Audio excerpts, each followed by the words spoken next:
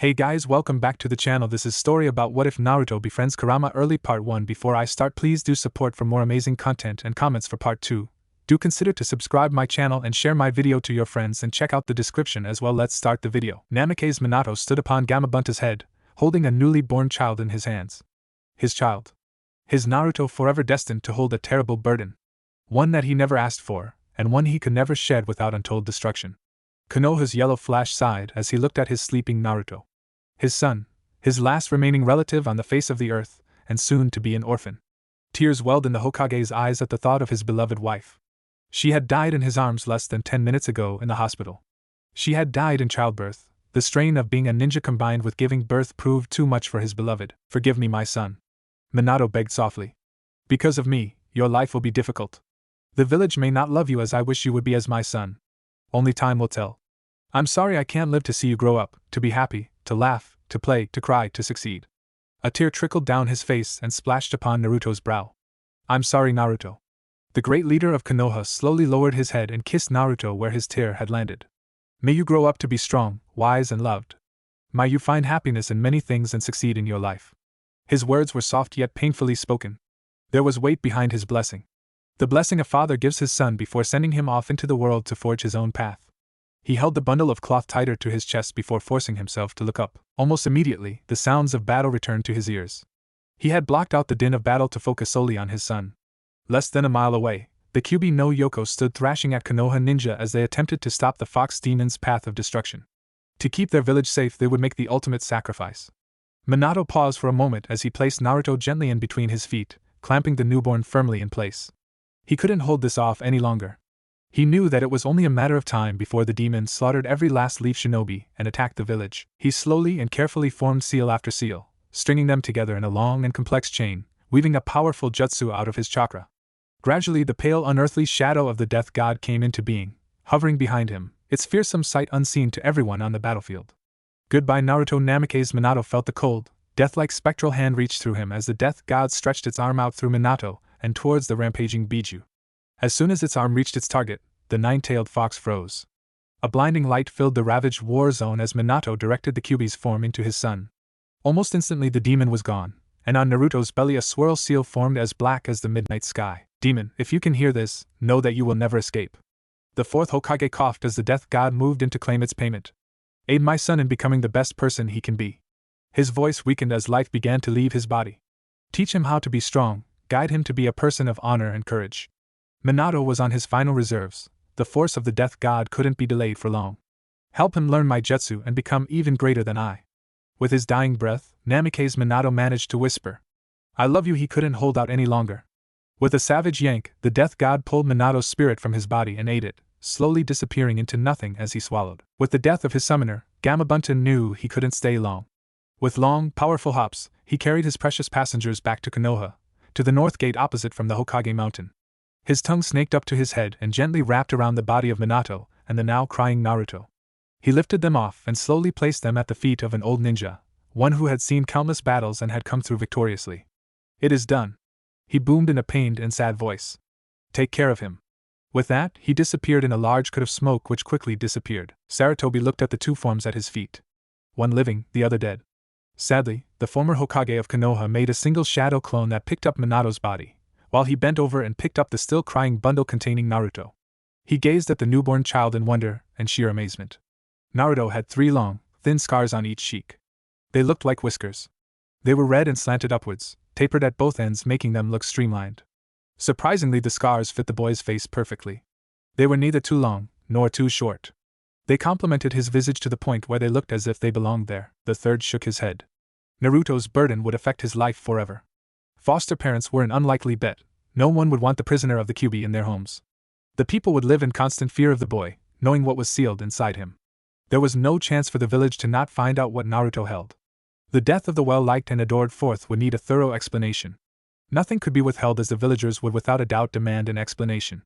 The aged man sighed again as the mournful faces of the villagers began to emerge from their houses, hearing the terrible sounds of battle cease.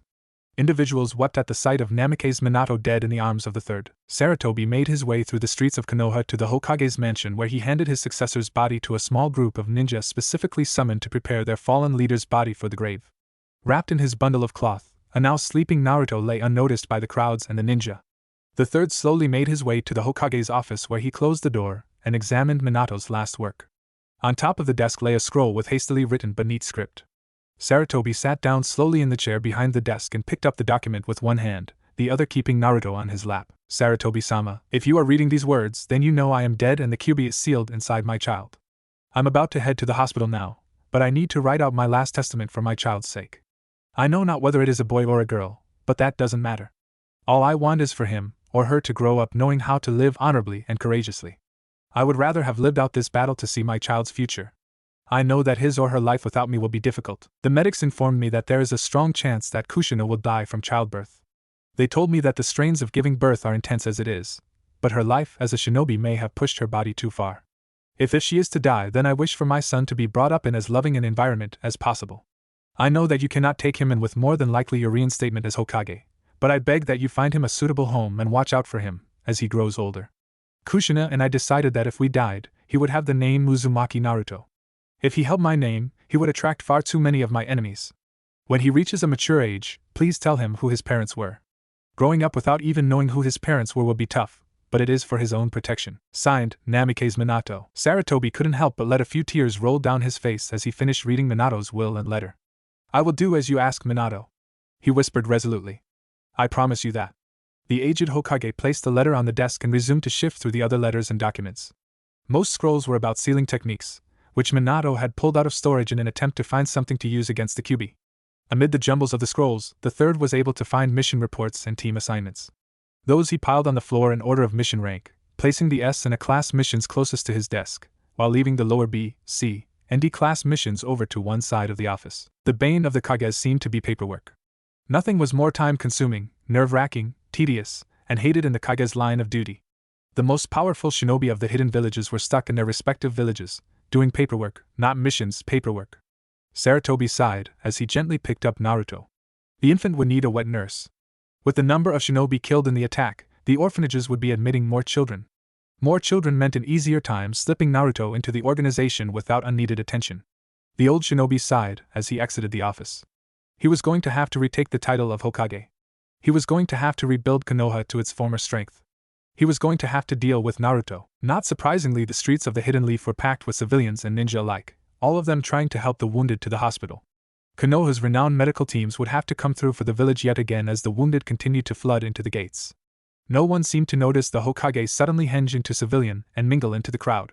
He was hidden as a middle-aged man with scars on his face, obviously a laborer, with brown hair, brown eyes, and plain clothes.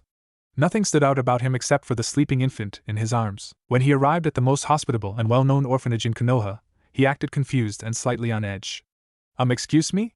His voice was deep and commanding and instantly got the attention of an aide. Can I help you?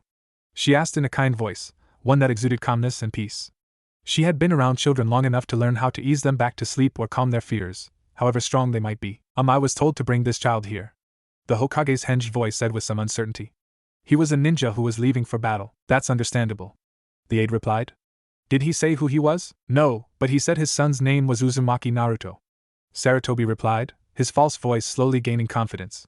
He said that if he survived, he would come to reclaim his son here, so here I am. Very well, the aide said with a sigh. With such an intense attack, we are literally overflowing with new orphans. Naruto started to cry that moment. I guess he is hungry. She looked at the man and said, I'll take him from here. Thank you for bringing him, and if you see the man, tell him where his son is. I will, Sarutobi replied, knowing full well that Minato would never come. He walked out of the orphanage and into the streets. He released his henge and readied himself to face the task at hand. 5 years go by. Naruto was running as fast as his little legs would carry him. Behind him, an angry crowd was chasing him, throwing all manner of projectiles at the poor blonde boy. Ducking into an alleyway, Naruto desperately hoped that he could escape in the narrow confines between the two-story buildings.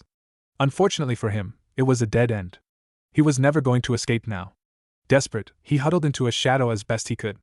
In the late afternoon sun, the towering building prevented the sunlight from reaching the pavement, creating an artificial twilight. Only 5 of the mob decided to brave the dark and smelly alley to search for their prey. Come out, demon, one said in a sickening sing-song voice, mocking the terrified Naruto. Come out and die. Naruto couldn't help but huddle closer to the alley wall, partially hidden by a dumpster. His arms were wrapped around his knees, which were tucked into his chest. Naruto was small, but his blonde hair and lack of objects to hide behind didn't aid in his hiding. Even in the artificial twilight, he would be completely visible if the villagers only edged a little further down the alley. He shivered in the crisp October air. For some reason, they stopped and abruptly turned around and left the alleyway. A teenage boy wearing a ninja outfit, complete with a Hittite, dropped from the rooftop and landed next to the small 5-year-old. "You saved me?" Naruto asked, struggling for words. Even though he was a 5, his vocabulary wasn't stellar. Being called monster and demon all his miserable and lonesome life didn't help him build his speech. "Why do you think I tricked them into leaving you unharmed?" he asked with a grin on his face. "I know no," Naruto replied, stuttering just like the first time. "So I can kill you now, demon." The teenager slowly drew a kunai from his weapons pouch. "This is for my parents whom you killed." The boy drew back his arm. "Duck and roll." Naruto heard a woman's voice cry out. He immediately did as the voice commanded, but was too slow. The ninja plunged the gleaming black kunai into Naruto's heart, or he would have if Naruto hadn't started to move. Instead, he stabbed right through the young blonde's rib cage and right lung, causing Naruto to scream in pain. The primal cry was enough to make all but the hardened veteran flinch. It was filled with pain and anguish beyond comprehension. The teenage shinobi swore shamelessly as he missed the heart of his parents' killer. Naruto coughed up blood as he tried to gasp in shock and pain. More blood trickled down his cheek as it leaked from the corner of his mouth. His now torn shirt was soaked in thick red blood that flowed from the hole in his chest. The ninja would have continued his assault if it were not for several other leaf shinobi and civilians coming to investigate. Hastily, he withdrew his weapon from Naruto's chest and leapt out of the alleyway, leaping from rooftop to flee the scene of his cruel assault. Reality for 5-year-old Naruto was different from the bloodied mess the villagers found. Although the boy was still alive, he seemed to be unconscious, not surprising considering the amount of pain and blood loss the kid was suffering. Reality for Naruto was damp and dark. His fearful eyes glanced from side to side, seeking something, anything that could tell him where he was. He heard a rumble to his left, and glanced in that direction. Although his appeared to be in a tunnel of some sort, with a few inches of water at the base, a red glow seemed to emanate from the side tunnel. "Who there?" he asked in a frightened and subdued voice. He heard nothing in reply, so he stood up and walked towards the light with one hand on the tunnel wall for guidance and support. He walked for only 20 of 30 steps before a huge chamber opened up before him. The young Naruto couldn't help but gaze upwards in awe of the immense height. After a moment, he leveled his gaze at an immense gate in front of him. Its thick iron bars were square and allowed Naruto's curious head to peer inside the cage. "Naruto-kun," crooned the woman's voice again. "Where you?" Naruto asked, confused by not being able to see whoever was talking to him. "Why, I no see, I'm right in front of you, Naruto-kun," the voice said again. "Do you wish to see me?" It was calm and soothing, almost tender, as the voice spoke to the small blonde. "Yes," Naruto replied almost instantly. "I want to see you," he said in his little kid's voice. Behind the bars of the gate, an immense form materialized. Red eyes slowly opened and a halo of red light illuminated the voice's owner. Naruto yelped and scrambled away from the large creature behind the gate. "I will not hurt you, Naruto-kun," the creature said softly and comfortingly. "Who you?" Naruto asked in his broken speech, but still able to convey his question. "I am Kyubi no Kitsune," the red creature replied. "I am the nine-tailed fox, Nine Tails bad," Naruto said automatically. "I'll say so, not everyone knows who I am," the Kyubi replied. "You girl?" Naruto asked curiously as he listened to the female voice resounding through the cavern. "Yes, silly. I'm a girl," the Kyubi answered, grinning and revealing a row of flashing white teeth that seemed threatening to the small boy, who scurried away further. "You may call me Q-chan." "Q-chan?" Naruto half asked and half stated. "That you? Why you here? Where here?" Naruto's rapid-fire, scared questions assaulted the Kyubi in a sudden barrage. 1. Yes, the creature you see is me, the Kyubi replied. 2. I'm here because I'm in your mind. 3. This is your mind. My head? Naruto asked, unsure of what the Kyubi referred to. Yes, your head and your mind. The place where you think, the Kyubi replied. You're asleep right now, that's why I can talk with you. I sleep? Naruto asked, confused. He was obviously awake. How could he be talking if he was sleeping? It's hard to explain, the Kyubi said softly. Don't worry. I'm here to protect you. You keep me safe from bad people? Naruto asked, finally able to make a complete sentence. Yes, I will, she replied. I will help you get strong and grow. How? Naruto asked. How you do that if you in my head? I can tell you how, the nine-tailed vixen replied. Now it is time for you to wake up so you can get strong. Naruto was about to protest, but the scene before his eyes faded to black, letting him fall to sleep. Naruto woke up slowly. At first he heard a constant, steady electronic beep. The next thing he noticed was that he felt warm, yet something soft and silky was rubbing over his bare skin as he moved. The final sense that activated was his smell. The sterile smell of a hospital filled his nostrils. Groaning, he rolled over, but found something holding him back. His eyes opened slowly. A harsh white light overhead made him squint until his eyes could adjust. He turned his head and saw wires running from his body to a box on a cart. A soft, glowing square monitor showed graphs and tables full of data that the 5-year-old couldn't make heads or tails of, pun intended. He weakly tried to sit up, but again, the wires restricted his movements. He felt something rough rub gently against his skin as he bent his torso slightly. He looked down and saw that the right side of his chest was bandaged tightly with a long, pure white strip of cloth. Almost immediately as he lay back down, fingering his bandage, a nurse slid open his door and stepped inside. Naruto clamped his eyes closed and pretended to be asleep, but the machine, which the nurse examined, measured his increased heart rate and gave him away. "It's okay," she said softly as she turned to stroke his spiky blonde hair with one hand, the other scribbling something illegible onto a piece of paper on her clipboard. "You're safe here." She played with his hair almost absent-mindedly as she continued to examine instruments and other readouts. "You took quite a blow. We were surprised when you began to show signs of recovery even before we healed you up." Naruto was completely relaxed in his bed. The nurse's stroking and playing with his hair had left him in a semi-hypnotized state. He was comfortable. For the first time in his miserable life, he was comfortable. He relaxed and let his eyelids droop down. He yawned and fell back asleep. The nurse smiled at this and finally pulled her hand from his hair as gently as she could. She scribbled another note onto her papers and then left the room as quietly as she could. -2 later. "Naruto-kun!" The Kyuubi's voice rang out, pulling Naruto from his slumber and into the waking world. He glanced around his hospital room and saw he was disconnected from the machine. It was in the corner of the room opposite from the bed and powered down. "What is it?" Naruto asked aloud. "Think your words and I'll bear them. You should know that by now." Her voice was comforting and yet concerned at the same time. "Oh right," Naruto replied. "Sorry I forgot, obviously," the vixen said, her voice dripping with sarcasm.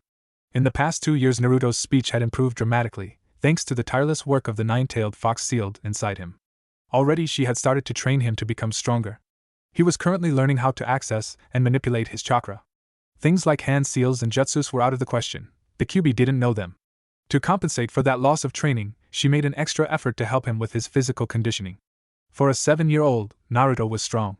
He constantly was lifting and carrying rocks around one of the lighter sections of forest surrounding the village itself. Under the vixen's careful eye he set to building small forts to which he could escape to if he needed. They were carefully hidden among the foliage and were almost invisible to the naked eye. Having to drag and carry moderately heavy loads gradually increased Naruto's strength and conditioning. When he first started, even the smaller of rocks proved challenging for him to transport even a few meters. Now he was pulling long branches through the woods. It's tougher than it sounds, you try it, to quicken the building process and add some camouflage to his hideouts. All his alcoves were watertight and stocked with small amounts of non-perishable food. If he needed to, he could close himself into one and remain there for nearly 2 days before needing to replenish his water and food supplies. An unrealized boon of spending so much time in the training areas of a shinobi village was finding discarded kunai and shuriken. Although he didn't know how to use them, he still stockpiled the ones the Kyuubi thought were in reasonable condition. The rest he sold as scrap to a local smith, named Darren, who gladly took the stiff metals off of Naruto's hands for both money and sometimes a blanket or another useful item. Even though little Naruto made incredible efforts to keep well fed, the amount of food he could buy with his pitiful income was negligible compared with the nutrition he needed. There were times when he could have sworn that a lady behind him in line was charged a quarter what some shop owners charged him, but he never complained. That surprised the Kyuubi the most about her host. No matter what they did to him, Naruto wouldn't cross the villagers. It was impressed upon him very early on that everyone hated him for some unknown and hidden reason. No matter what he said, no matter how flawless his logic, he was still discriminated and ostracized. To say the least, he was in a rough situation almost every day. Whether it was a mob of villagers, or a lone ninja or two, he was harassed and beaten on a regular basis. He could try to hide and use a different route every day, but they still found him. Despite this, the pair couldn't look at it as anything but training. The more poundings he took, the tougher he would get. His new muscles helped reduce some internal damage, but even they were not enough. The Kyuubi was constantly using her chakra to heal her host's body after nearly each beating. To the villagers, this was just another sign that he really was a demon. No matter what they threw at him, he always ventured back into the town the next day, never seeming to be in pain from his injuries the previous day. Groaning, Naruto slid upright in the bed, still partially covered by the bed sheets. He yawned and raised his arms over his head to stretch. The tightness in his side alerted him to a fresh bandage wrapped around his torso. The previous morning he had been ambushed by 2 particularly cruel ninja. Even after slicing him up with kunai and shuriken from a distance, they had kicked him in the side when he was immobile on the ground. He grimaced at the memory of the pain he had felt as 10 of his ribs shattered under their blows. If it wasn't for the vixen sealed inside him, he knew he would be dead. Her power to heal his body almost instantly had kept his internal organs from bursting and instantly killing him. If it weren't for a patrolling ANBU, he would have been too injured to continue living. Cuts and scrapes were one thing to heal, but broken bones and shattered ribs were a completely different level. Even his partner couldn't heal those quickly. As if the room was bugged to let the nurse know he was awake, his nurse opened the door and stepped inside. She was the same one for all his trips to the hospital. No one else came in to check on him. She was the only one. She had deep blue hair that fell to her shoulders.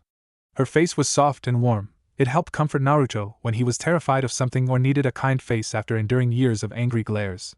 Her mother's touch helped Naruto trust her the most. She seemed to know exactly how to stroke his hair or touch him in a comforting manner. Don't get ideas, Jiraiya. Despite all her care and lack of ill will, Naruto still found himself not completely trusting her. Years of abuse left him as a cornered animal, not trusting, always suspicious. The animalistic ways of the Kyuubi made him act more like one in turn. He was broken from his train of thought as she spoke. You're all set. Naruto looked at her. Your bones seem to be healing incredibly quickly. All you have to do is keep that bandage on for a few days for everything to completely heal. Naruto nodded in understanding. Thank you? He mumbled as he sat up straighter. She smiled at his words. You are quite welcome, Naruto. But please, for your sake, don't go looking for fights. You're always getting hurt. It's not like I'm trying to find a fight. Naruto replied sullenly. They come looking for me. Both of them knew who they was. All the villagers and a portion of the ninja population hated him for what he contained. Well, try to take it easy for a few days, she said, laying his clothes at the foot of the bed. You're free to go. You've recovered sufficiently to make your way home and rest. Thanks for everything, Naruto called after the nurse as she left the room smiling. Quickly he stripped off his hospital clothes and slipped into his own patched but intact clothes. He slipped out of the hospital and successfully made it to one of his many hideouts. Once inside he relaxed and flopped down on the ground, careful to keep his ribs from screaming in protest. Careful, the Kyuubi warned. You aren't healed all the way yet. You need to rest for a while, but I'll need to get food by noon tomorrow, Naruto complained. I'll need to move about. Didn't you listen to a word that your nurse said to you? She asked. She said to not strain yourself for several days. She paused to contemplate their situation. I'll have to think of something to help you out. But what about food? Naruto asked. You certainly have a one-track mind. You know that? The Kyuubi asked, musing about what to do. Food is important, Naruto retorted. I need food to survive. You might be able to summon me, the Kyuubi said after a minute of ignoring Naruto's protests and rants about food. How would that help me? Naruto asked. You're hundreds of feet tall and will attract a bit of attention. Baka! She shouted, smashing her many tails into the water in her cage. I'm incredibly powerful. The only reason why I'm big is because of all the power I have. If you were to limit the amount of chakra that leaks out, I could assume any size needed. If this was possible, why didn't you make me summon you when you first started to talk with me? Naruto asked, slightly betrayed by the vixen's apparent lack of consideration. Back then you didn't have the strength to do diddly squat, she said, offended by the blonde's accusation that she, the Kyuubi no Kitsune, would betray someone. Now, only after all your training, might you be ready for this. All right, Naruto replied, slightly forgiving the fox. So how do I do it? I haven't gotten that far yet, she confessed. Naruto's sweat dropped at this. Then why mention it if you don't know how it would be done? Naruto asked. I'm sorry, she replied. But I could teach you how to bring the big version of me out. I'm only working on the size control right now. How long have you been working on this? Naruto asked. Sure. She hushed him. About 5 minutes and I'm almost done, so stay quiet.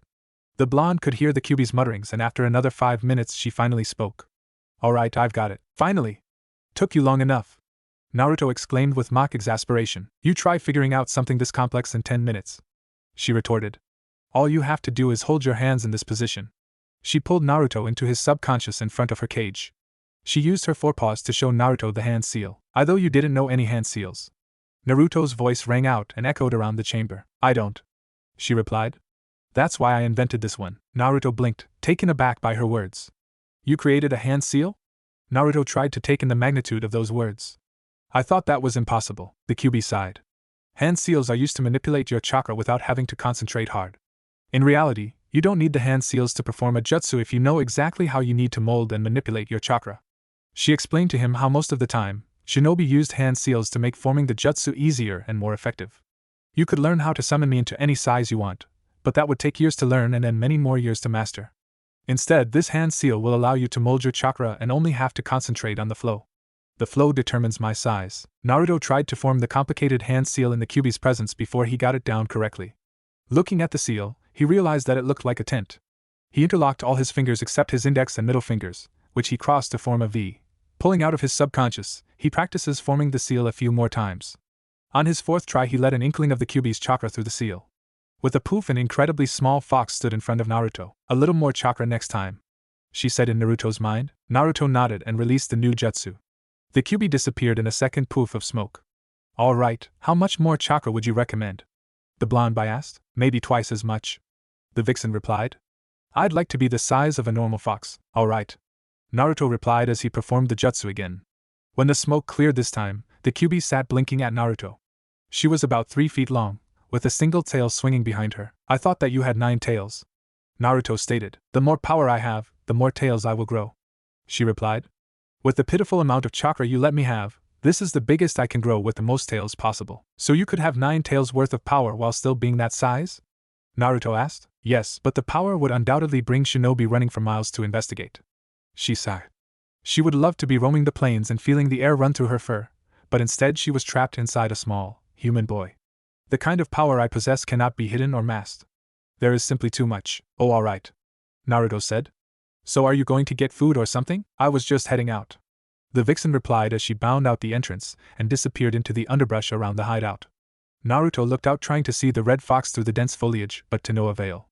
Sighing, he settled into a slight depression in the ground that he fit in perfectly. Without anything else to do, Naruto picked up one of his many kunai and began to whittle a short stick.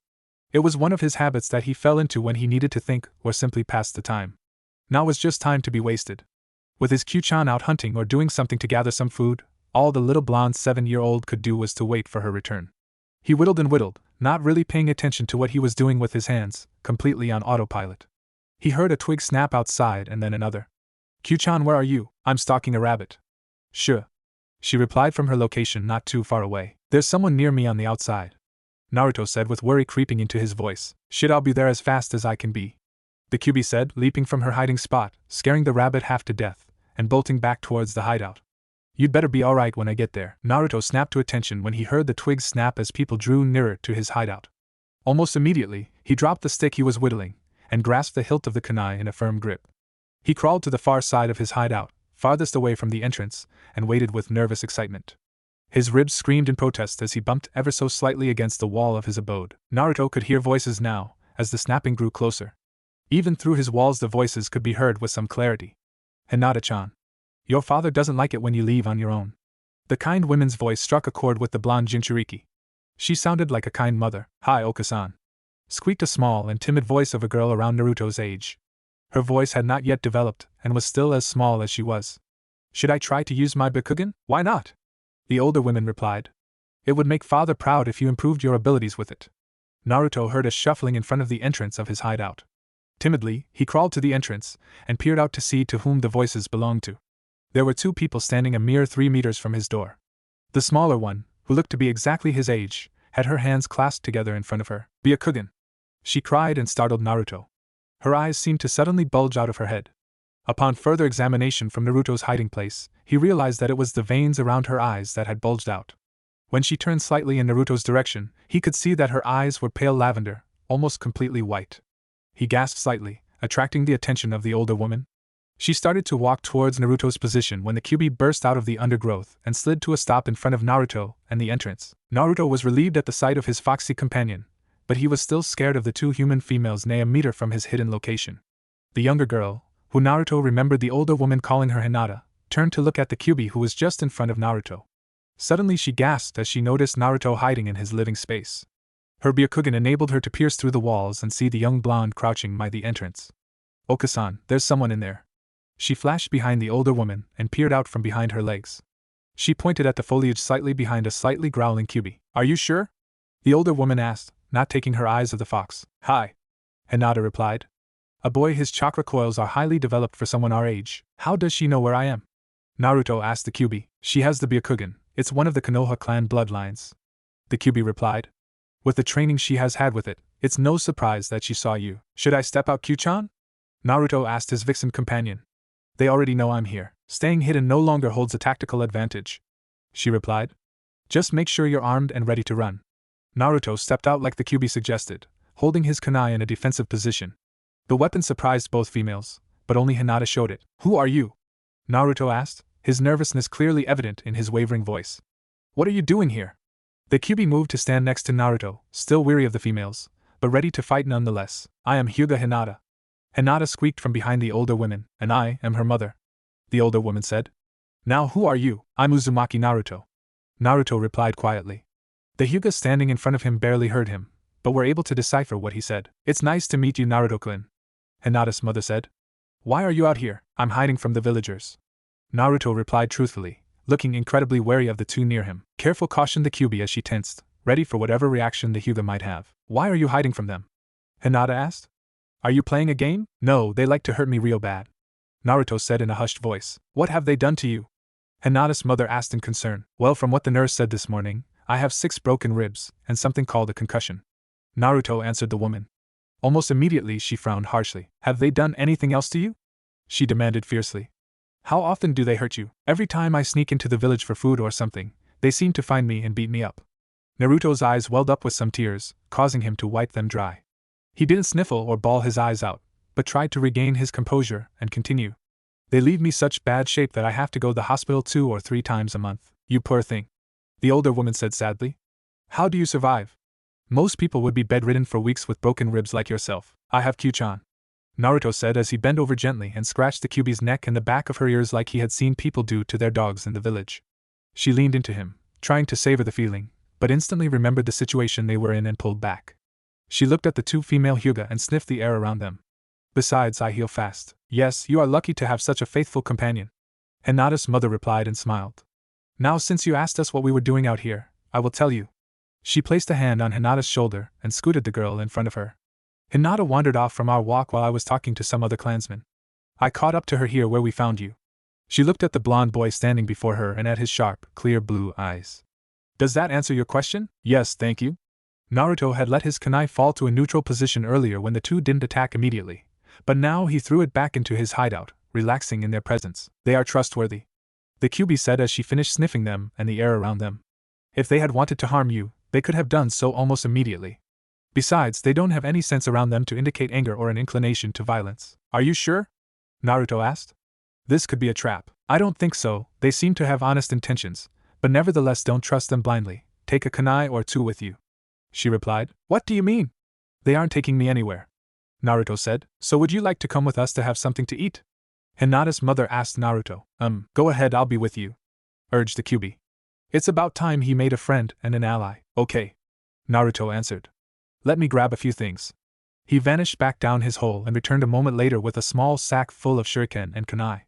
When he received a strange look from the older woman, he explained. I find these laying around the training grounds and sell them as scrap metal. His answer seemed to satisfy the mother who, upon further examination, saw that the weapons were deformed, dulled and defiantly not in usable condition. The mother and daughter duo lead Naruto through the forest along a walking trail that villagers occasionally used to take peaceful walks on. As they neared the village, the three drew increasing amounts of attention. Naruto also began to hear the usual whispers of monster and demon as well as a few vicious comments directed towards the 2 Hyuga. What are they doing with him? And I thought that the Hyuga had more class. When Naruto heard the comments directed towards his 2 companions, he snarled. The Kyuubi, running around Naruto's heels, also drew back her snout to form a noiseless snarl as she felt Naruto's anger and heard the comments. Upon entering the village proper, the news that one Uzumaki Naruto had entered the gates of Konoha spread like wildfire. Soon, a small crowd followed only a dozen steps behind the 3. Hinata's mother ignored the crowd for a few blocks, but finally she stopped, spun around and confronted the crowd. Can I help you? She demanded. You can give us that demon. One man shouted. You should know better than associate with monsters such as him. A second cried. We must kill it for what it did to us. A third and fourth voice demanded. Soon the crowd formed a circle around the 3.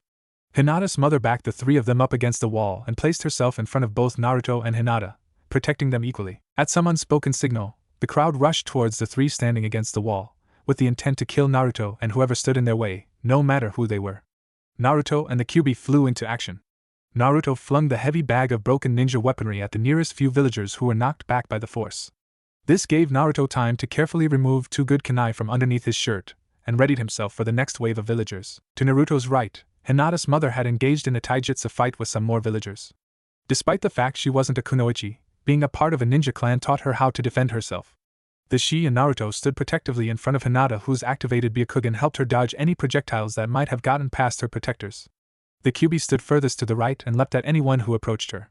She showed no mercy and brutally incapacitated all the men who tried to attack her. In under a minute, ANBU ninja arrived at the scene and forced the mob to stop their assault. They were slightly shocked to see a bloody Kyuubi standing over the fallen men on her side of the fight. For the most part, the only injuries suffered by Hinata and her mother was scrapes and minor bruises. Naruto, on the other hand, only aggravated his broken ribs, causing him to seize up in pain after the fight was over.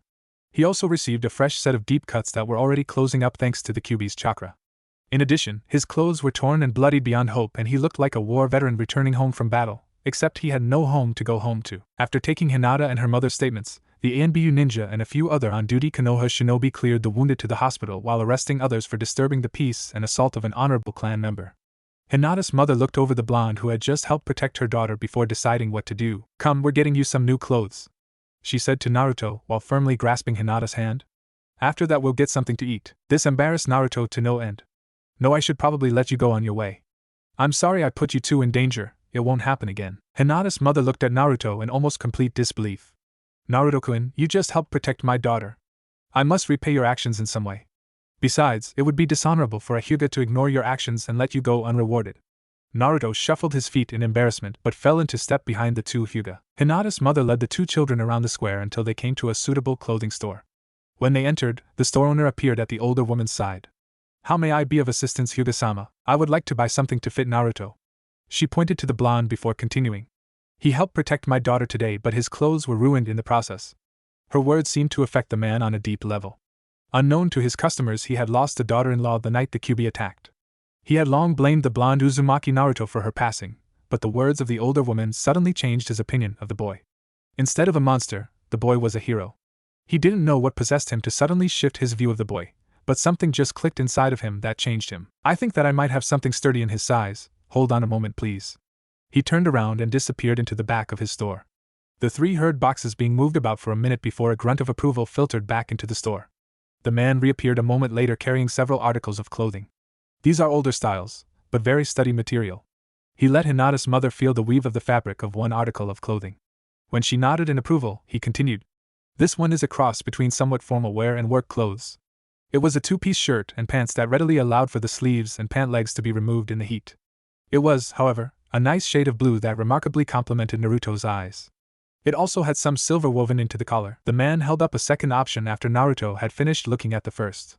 "This one is more for work and harsh conditions than the first, but the shirt also can be flipped inside out for a dressier look." Naruto looked at the second for less time than the first, and then looked at the man as he presented the third and final article of clothing. It was a white shirt and a black pair of pants. The back of the shirt boasted a black embroidered swirl meant to be a decoration. The pant legs were also able to detach to allow the wearer to be comfortable in the heat. The material was stiff and strong while also being. "May I try this one on?" Naruto asked the man hesitantly. "Sure, just as long as you take off your bloody shirt before and wipe as much dirt off as you can," his storekeeper replied with a smile. He pointed to a small closet, which Naruto disappeared into to change. He emerged a moment later, wearing the shirt and pants. Although the pants were too long for him, he had removed the bottom portion of the legs and wore them as shorts. Both articles of clothing were slightly too big. They gave Naruto a comfortable fit while giving him room to grow. "I like this one," Naruto stated. "Then we'll get it," Hinata's mother said with a smile. Turning to the shopkeeper, she asked, "How much do they cost?" "Considering that I was going to turn them into scrap material when I got the time, no charge," he replied, much to the older woman's shock. "In fact, I have a few more sets that you can have for free if you'd like.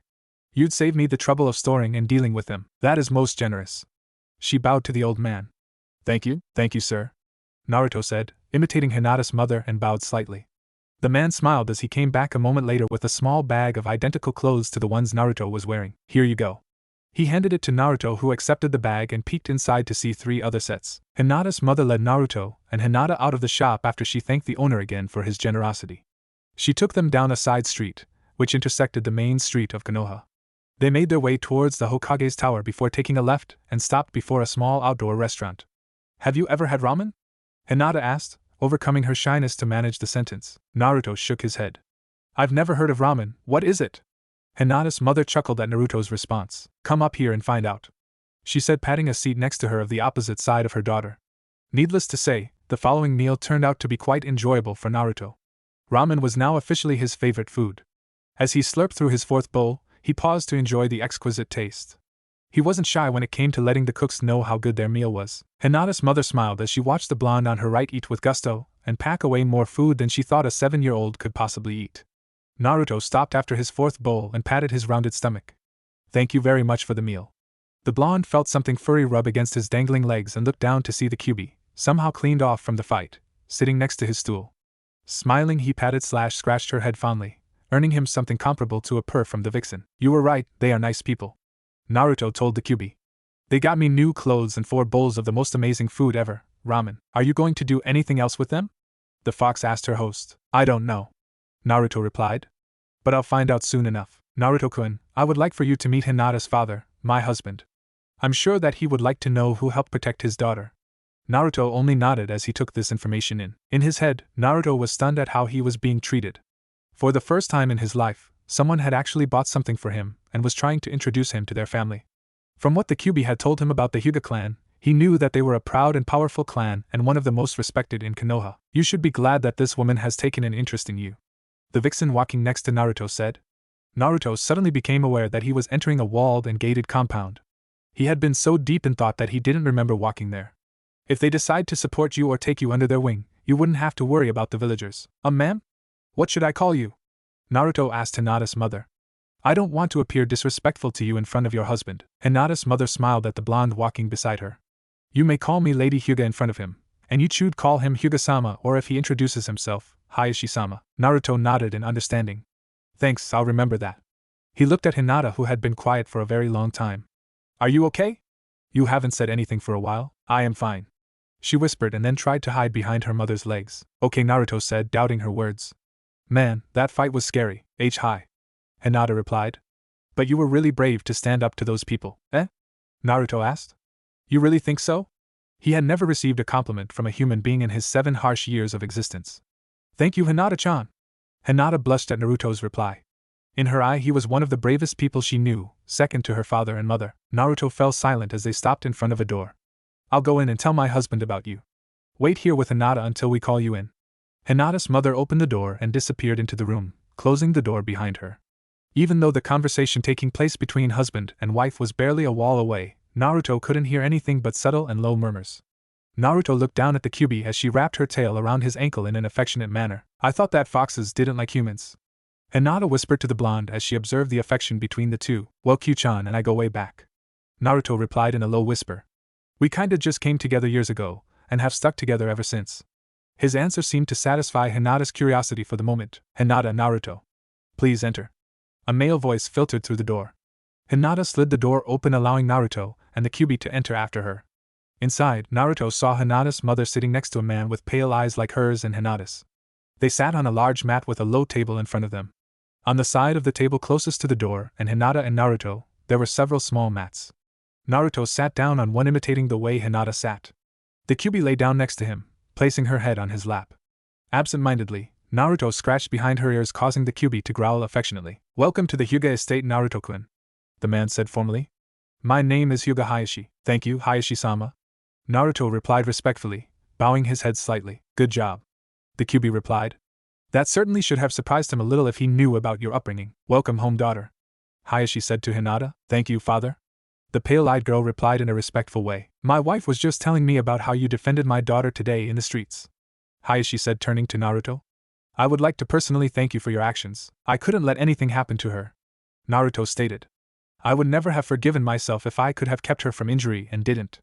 His vocabulary and strong words seemed out of place for a 7-year-old boy who had grown up without parents or anyone else to teach him. I'd say he's impressed by your words so far, the vixen said from his lap. How do you know? Naruto asked. You haven't even looked at him since we started to talk. I can feel how quick his heart is beating. I can feel a great many other things that all give me the same answer, she replied smugly. I have highly developed senses. I am interested to hear what you do with your time, Hiashi told Naruto. My wife said that you fought very well. She also said that your fox there fought quite capably as well. Well, I live a pretty painful life, Naruto began. I live mostly outside the village in little hideouts. When I'm not doing physical training or collecting broken kunai and shuriken from training fields and selling them for scrap, I'm being beaten up. The blonde paused to lift up his shirt to reveal white bandages around his ribs. 2 kunai were tucked into one wrap. I get hurt so badly that I have to go to the hospital at least 2 or 3 times a month. Just 2 days ago, I got 6 broken ribs and a concussion. He saw the head of the Hyuga wince slightly at the thought of his injury. How are you still standing and able to fight? He asked, unable to restrain himself. According to the nurse, I have some sort of incredible healing factor. Naruto replied. These bandages are mostly a precaution, but my ribs still hurt even though they are mostly healed. He let his shirt fall back down, hiding the bandages. I have learned that if I carry a kunai or 2, I can keep all but the most determined villagers away. Have you been attacked by shinobi? Hiashi asked, interested in Naruto's past. Hi. Naruto replied, wincing. They hurt me the worst. The worst wound I got happened 2 years ago. Naruto told the head of the Hyuga clan about how he had nearly been stabbed through the heart. After that I decided to live outside the village. Hiashi was mildly impressed by Naruto's story. He had no delusions about the beast sealed within the young blonde. He was one of Namake's Minato's genin teammates. He respected the final wishes of his teammate, and never saw Naruto as the Kyuubi, which many villagers did. He was, however, curious about the red fox seemingly asleep in Naruto's lap. He would have to find out more about it later. Unfortunately, his duties as a clan leader demanded his attention at that moment. I must apologize for cutting short our time together today. Hiashi sighed as he stood up. My duties do not grant me the free time I wish I could have. Your actions today have earned my respect. Feel free to live with the Hyuga for as long as you wish. I look forward to talking with you in the future. Without another word, the head of the Hyuga clan swept out of the room. The Kyuubis raised her head as soon as Hiashi left the room. He's interested in me, she stated. How can you tell? Naruto asked, amazed that she could even sense anything to indicate that. Simple, he was looking at me a lot during your meeting. The vixen replied. Are you going to stay with the Hyuga? I dunno. Naruto replied. What do you think? They seem nice enough. They didn't attack me, and have treated me well. I say that you take advantage of any opportunity that you come across. She answered. You could learn a lot from this clan. They have amazing chakra control, something which you lack. Yeah, and whose fault is that? Naruto retorted. It was your idea to build up my reserves like crazy. That's the only reason I have a hard time controlling my chakra. You needed the endurance and the strength at the time. The Kyuubi replied truthfully. If you worked on control, you'd have been dead within a week. Naruto-kun, why don't you come with me? Hinata's mom said to the blonde. We should ready a spare room for you. Thank you. Naruto said humbly. He was simply astounded by this clan's hospitality. Hiashi walked through the streets of Konoha heading towards the Hokage's tower. Although today was a regular meeting of clan heads and the civilian leaders, the wise Hyuga knew that something was going to happen, something big. It was just a gut feeling, but his experience taught him that those feelings were usually dead on. His day was about to become a lot more stressful. Hyuga Hiashi tried to alleviate his headache by massaging his temples. It didn't work. There was simply too much discord among the village leaders at this particular meeting. Naruto's little fight didn't go unnoticed by many of the council members who still bayed for his death, claiming that he was an unstable monster. He attacked a group of peaceful civilians and nearly killed several. One non-ninja councilman exclaimed. A violation of law like this cannot go unpunished. Hiashi stood up. Councilman, I'm not sure where you got your facts from, but I have 2 reliable accounts of today's incident that say otherwise. Are you defending that monster? A second council member exclaimed as he stood up. Whomever your sources are, they are false. I have plenty of eyewitnesses that say he was the first to make an aggressive move. May I ask why you say my wife and daughter are liars? Hiashi asked in his cold tone of voice that indicated he was mad. Naruto is not a demon or a monster, or any of the other things that you may call him. He defended my daughter without any regard for his personal safety. That is simply preposterous. A third civilian member stated. He has a long history of fighting villagers whenever he enters the gates of Konoha. Have you ever sat down and talked with him? Hiashi demanded. Obviously you have not. If you had, you would have learned that even with 6 broken ribs, he forced his body to fight to protect. My wife met him hiding in the forest. He was so terrified of her that he had a kunai in his hand while still hiding inside his little shelter. If it wasn't for his fox companion. What? A ninja member exclaimed this time. Hokage-sama. If the boy can gain the trust of foxes, I think that this may indicate that the Kyuubi is influencing him. Hiashi nodded his head in agreement, surprising the members of the council. I believe that the Kyuubi has found a way to circumnavigate the seal. He held up his hand, calling for quiet as nearly everyone in the room burst out shouting. However, I believe that it hasn't influenced him in any harmful way. Please, Hiashi-san, do you have any evidence to support this belief? The third asked, interested in what the Hyuga clan head had to say. Hi, Hokage-sama. Hiashi replied. He calls his fox Q-chan. That is the first thing that piqued my interest in the fox. Ask yourselves this, if he had heard about the Kyuubi from any villagers, he would have been told that the Kyuubi was a terrible creature. Therefore, why would he call his fox, Q-chan, after the world's most feared demon? Hayashi's incredible logic seemed to be getting him nowhere yet. I hypothesize that the Kyuubi has contacted him and has been teaching him things. For example, he continued. When I spoke with him, he was incredibly well behaved, and his vocabulary was well beyond what a 7-year-old boy should possess. That only means that the matrons at the orphanage have done a good job raising him. The third said absent-mindedly. Hokage-sama, I disagree. Hiashi was out or character. He rarely went against the Hokage, and when he did, it was usually for a very good reason. The third frowned slightly, but nodded, indicating that the Hyuga head should continue. Naruto has been living alone and fending for himself for at least 2 years.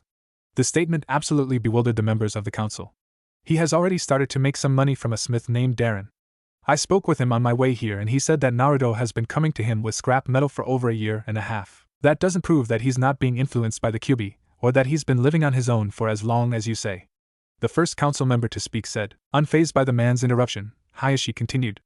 I also checked into his medical records in the hospital. He has been there at least 3 times a month for the past 2 years, starting with his first admittance at the age of 5 when he was stabbed with a kunai, nearly completely through his chest. The ANBU patrol that found him and brought him to the hospital stated that he had lost a huge amount of blood, and yet he survived the incident. When no parents or guardians came to claim him after 3 days, he was released from ICU and allowed to recover in the normal wards. To whom did you talk to find out this information, Hiashi-san? The elderly Hokage asked, concerned. No one. It was all in his file, which is quite thick. Hiashi set a folder on the table everyone was sitting at. This is a copy of his medical record. He paused for a moment before continuing. It states on every single admittance to the hospital that he recovered in a matter of days, if not hours, no matter how grievously he was injured. He has a healing factor which I believe comes from the Kyuubi. This significantly supports your statement that he has been without a guardian for quite some time. But how does this show that the Kyuubi is benign? Sarutobi asked as he closed the folder slowly. If the Kyuubi truly meant harm to the boy or Konoha, don't you think something worse than Naruto being injured would have occurred? Hiashi asked the assembled village leaders. The fact that in all the police reports concerning Naruto state that no one has ever come forth claiming that he had harmed him in any way. With everyone in the village seemingly crying out for his death, no one has come forward with evidence such as a wound to show that Naruto attacked them. Everyone turned to Uchiha Fugaku. Is this true, Fugaku-san? The third asked. Hi Hokage-sama. The leader of the Uchiha clan and the Konoha police force replied. What Hiashi-san says is true. No complaints come to my mind. The man visibly resented having to support the Hyuga clan, but he couldn't lie about something like this. Also there is the account that Naruto's Q-chan fought today. This revelation startled everyone in the room. My wife noted that it only attacked those who approached my daughter. The pale-eyed man paused for a fraction of a second to take a breath. It was the only one to severely wound the villagers. After the villagers fled, it didn't pursue them. Instead it stayed with Naruto and my wife and daughter. Its knowledge of how to nearly kill a human strikes me as odd for a normal fox. Do you know any more, Hiashi-san? The third asked. I'm afraid not, Hokage-sama. Hiashi replied with a slight bow. I didn't have the time. I would have liked to speak more with Naruto. Do you know where he is? The third asked. Hi, he's probably in the Hyuga estate as we speak. Hiashi replied. I invited him to live with us for a while. Tell him that I would like to speak with him tomorrow and for him to bring his fox. Sarutobi said. Hi Hokage-sama. Why would you consent to having a demon under your roof, Hiashi? A nameless council member exclaimed. Have you gone mad? Anger flashed through Hyuga Hayashi's eyes. No, it is you who are all mad. Do you know why Naruto defended my family? No one said a word. He told me that he couldn't forgive himself if someone who was kind to him got hurt on account of him. The boy has more guts than the whole lot of you combined. Hiashi didn't say another word as he stormed out of the room. Danzo scowled at the uncharacteristic actions of the Hyuga clan head. Standing up, he addressed the council. I believe that since Naruto contains a great power, the former root leader avoided mentioning the Kyuubi by name. And potential, he should be taught by the best Konoha has to offer in order for him to become a great shinobi. You wish to turn the boy into a living weapon. The Sandaime stated in a monotone, expressing his dislike for the crippled man. Not a weapon, but a person that can either end or prevent a war due to their power, like the Yondaime, for example. He trailed off, knowing that he would have support from the other council members. With all due respect, Danzo, the pup is barely 7 years old. Inazuka-tsum, the head of the Inazuka clan, replied. We don't know whether he wants to become a shinobi or not, and it isn't our place to force him into a life he may not like. I agree with Tsum. Akimichi Chuza, the head of the Akimichi clan, added. We all have kids his age, and although they will probably want to become shinobi, we don't force them down that path. Other clan had nodded in agreement. But this is for the best of the village, Danzo said in protest, looking at several council members that normally supported him. He could even grow strong enough to claim the title of Hokage when he is old enough and ready for such a responsibility. It would greatly increase Konoha's reputation. Pray tell, Danzo, who did you have in mind to train the boy? Sarutobi asked suspiciously. I know that I may not be fit for shinobi duties, but I can still pass on my knowledge to younger generations. Danzo's cool voice enticed those who listened to agree with him, but to his dismay, many were not convinced. I think that those who learned under me in the past have benefited greatly from my tutelage. Yes, so much so that they are beaming with smiles and saying to everyone they can how great a teacher you are. Nara Shikaku, the head of the Nara clan, said sarcastically. Bullshit. While I will admit that you produced the third trailed off looking for the right word. Excellent shinobi, you do not try to let them keep their personalities. You strip them of their emotions, leaving them unfit for any other line of work. I agree with Hokage-sama.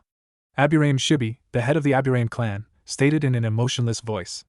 Although we, Aburames, think logically, we are not devoid of emotions.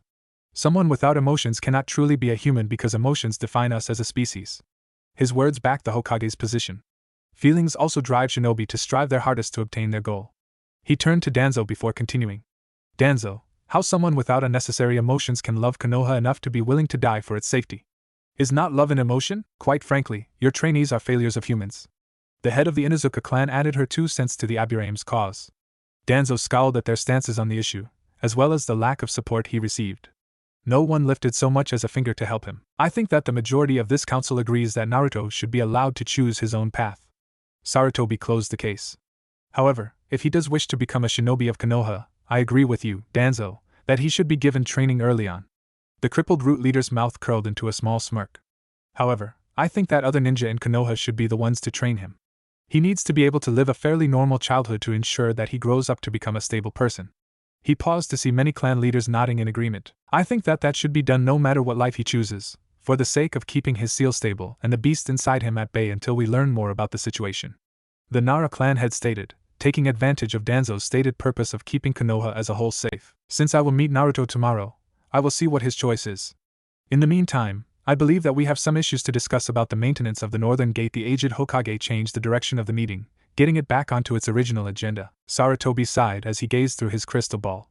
He could see Hinata, Naruto, and the fox playing tag in one of the many Hyuga courtyards. From where the aged Hokage sat, he could see that Naruto's companion was anything but aggressive. It was currently playing tag as if it was a third child. It would tag its target by jumping up and licking them in the face. Watching the children play reminded Sarutobi of all the other villagers he had seen grow up as he watched over Konoha. When Hinata collapsed onto the soft, grassy lawn, Naruto and the fox sat down next to her. The fox lay down in between the humans and allowed them to scratch it. From the Hokage's point of view, the fox behaved just like one would expect a dog would. He sighed.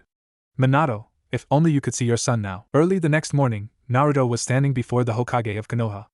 As requested by Sarutobi, Hiashi had escorted the 7-year-old blonde along with his fox to the Hokage's office. Good morning, Hiashi-san, Naruto-kun. The third said with a puff of smoke. Please have a seat. He motioned to 2 chairs in front of the great desk of the Hokage. The Kyuubi curled up around Naruto's feet and tucked her head under her tail, and seemingly fell asleep. Naruto, I wanted to speak with you about your past. The old man said. It has come to my attention that you haven't lived in the orphanage for many years. You mean the place with the mad people? Naruto asked. Did they treat you badly there? The Hokage asked sincerely. Hi. Naruto said. They didn't feed me much, didn't give me a bed or anything, and didn't let me go to any classes. Then they kicked me out when I was 5. And you lived on your own ever since, correct? The old man asked. Hi. Naruto answered. But Hiashi-sama has kindly given me a place to stay in the Hyuga clan estate. I see. When did you meet this fox of yours? Naruto looked hesitant for a moment, zoning completely out, and then looked at his companion with surprise written all over his face. You want me to tell them everything? He asked the demon fox at his feet. Are you crazy? Many would say so, she retorted with a snort. You will need to funnel more of my chakra when you summon me in a moment. That way I can speak to them. Naruto looked at the 2 men staring at him. He smiled weakly. This is going to look strange, but Q-chan wants to tell you everything herself. Pray tell how a fox can do that. Hiashi asked, slightly annoyed by Naruto's words. She kinda lives in my head. Naruto said, earning him some intense stares from the 2 men. Almost instantly the Kyuubi disappeared in a cloud of chakra smoke, surprising everyone. A summoning creature? The Hokage asked skeptically. How did you sign a summoning contract? I don't know what you are talking about, but Q-chan figured a way to make a body outside of me so that she could get food and stuff for me when I was hiding. Naruto's words didn't abate the men's fears. The young 7-year-old blonde clasped his hands into the hand seal the fox had taught him. Closing his eyes, he channeled the fox's chakra through the hand seal, and an instant later he heard a poof. He smelled the bitter chakra smoke and opened his eyes when it had finally dispersed. In the place of the cloud, the Kyuubi stood about 4 feet tall with 2 tails swinging behind her. Sarutobi and Hiashi gaped at the sight. The Kyuubi grinned wickedly before licking Naruto on the cheek. I finally can speak to other people, oh the joy. She spoke aloud, scaring the battle-hardened veteran shinobi stiff. She scratched behind her ears for a moment before sitting down next to Naruto, who rubbed the back of her neck. As you can see, I'm not here to fight, kill, or harm anyone except those who wish me, and by extension Naruto, harm. Forgive me for being rude, but what the hell is going on here? Hiashi asked, actually losing his cool enough to swear. Hiashi-san, I am the Kyuubi no Kitsune, the one you fought all those years ago. The blood-red vixen grinned as both the Hokage and Hyuga head shuddered. I'm quite sorry for the misunderstanding. Q-chan, why did you attack Konoha in the first place? Naruto asked. You never told me. And they don't trust you because of that. I would like to know why myself. Sarutobi stated, and I, Hiashi added. As well as the rest of Konoha. About a month before we met on the battlefield, I was living with my family in the forests of the west. She scratched her nose with a forepaw before continuing. I left for a morning run, and when I came back, everyone was slaughtered. A tear fell from her eye and splashed onto the wooden floor beneath them. Someone had come and killed them all. With their blood, they had written a message claiming that the leaf's hand will crush all those who oppose it. The whole area had the strange stench of a snake, but I dismissed it. I ran here fully intent on slaughtering every person in Konoha in revenge, but that is where everything fell apart. The demon fox lay down, placing her forepaws over her snout as if to cover her face. The first thing I noticed is that the shinobi from the leaf were absolute weaklings. No one capable of hurting, let alone slaughter my family, came out to meet me in combat. Then why did you keep on attacking? Sarutobi demanded. I don't know. The vixen moaned. Next thing I knew, I was being sucked into Naruto-kun's body. The man who sealed me away was in tears. He asked me to watch over the child since it was the only thing I could do. He said I was never going to escape. He was right, you are intimately bound to Naruto. Hiashi stated. If he lives, you live, if he dies, so do you. Is that why you have been helping him? In part, but also, I want to repay Konoha for my actions. Her words surprised the older men. Last night I snuck into the archives of the library, and I think I discovered who killed my family. Was it Orochimaru by any chance? Sarutobi asked. Yes, she said slowly. How did you know? Her demanding voice shook the entire room. He was my student. The third said slowly, earning a menacing growl from the Kyuubi. Her twin tails flew dangerously behind her. But he turned traitor nearly 10 years ago. The vixen's growl stopped abruptly. So he was the one who did it, she muttered. It is quite possible. Hiashi stated. He was one of the 3 legendary Sannin of Konoha. He is an incredibly powerful shinobi who doesn't like Konoha and also, probably most importantly, has the snake contract. That explains the stench of snakes. The Kyuubi said thoughtfully. As well as the specific mention of Konoha. From our spy network we have learned that he has been affiliated with a group of missing nins that seek the tailed beasts for some reason. The Hokage added his 2 cents. That explains you as a target for the brutality. Yes, it does. The ancient fox trailed off and lay back next to Naruto deep in thought. Naruto, I was wondering what you plan to do in the future. Sarutobi said. Many powerful people in Konoha want to know if you wish to become a shinobi. I don't know. Naruto confessed. Last week I was living on my own with Q-chan, and today I have a place to stay, for a little while at the very least. He added, looking at Hiashi. I'm just really unsure about what to do right now. Besides, I have to think about Q-chan as well. His concern for the fox demon surprised Sarutobi. He thinks of practically everyone else before himself. He has the potential to become a fine shinobi and even Hokage. The battle-hardened shinobi smiled as he looked at the young blonde sitting before him. Would you like more time to think? He asked. Naruto nodded. Maybe a few hours? Would that be all right? He asked nervously. You don't need to rush something like this, Sarutobi said in a serious voice. Becoming a shinobi is hard work, and a dangerous life. Thank you, I'll keep that in mind, Naruto replied.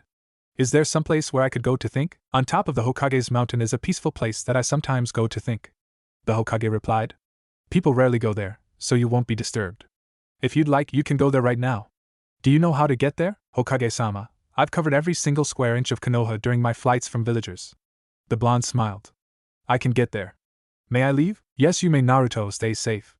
The blonde disappeared through the door milliseconds after the words left the Hokage's mouth. The Kyuubi shrank back to her original size and merged her tails to form a single tail and leapt after her host. What it would be to be young again. Hiashi murmured aloud after he watched the duo leave the room. It would be lovely, Sarutobi replied as he heard the Hyuga.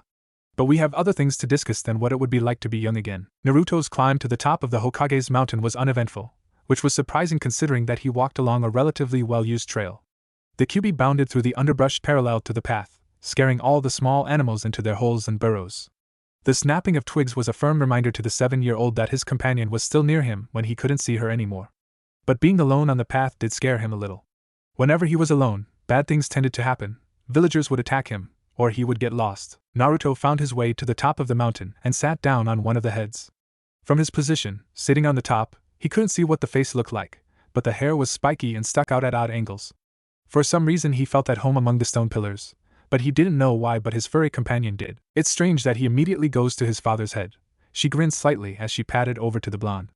Maybe he unconsciously knows that this is his family member, or maybe it just reminds him of his own hair. The Kyuubi sat down next to Naruto and placed her head on his lap like a faithful dog would do. Almost out of pure instinct, Naruto began to scratch behind her ears. Can you talk like you did in the Hokage's office? Yes, she stated clearly before continuing in his mind. But it's safer to communicate in here. In a shinobi village, you don't know who might be listening. Good idea, Naruto replied. We still have to think about our future. I mean, we could be ninja and beat the hell out of anyone who attacked us. But you heard what the old man said, the fox replied. A ninja's life is deadly and difficult, but where's the fun when there's no danger? Naruto queried.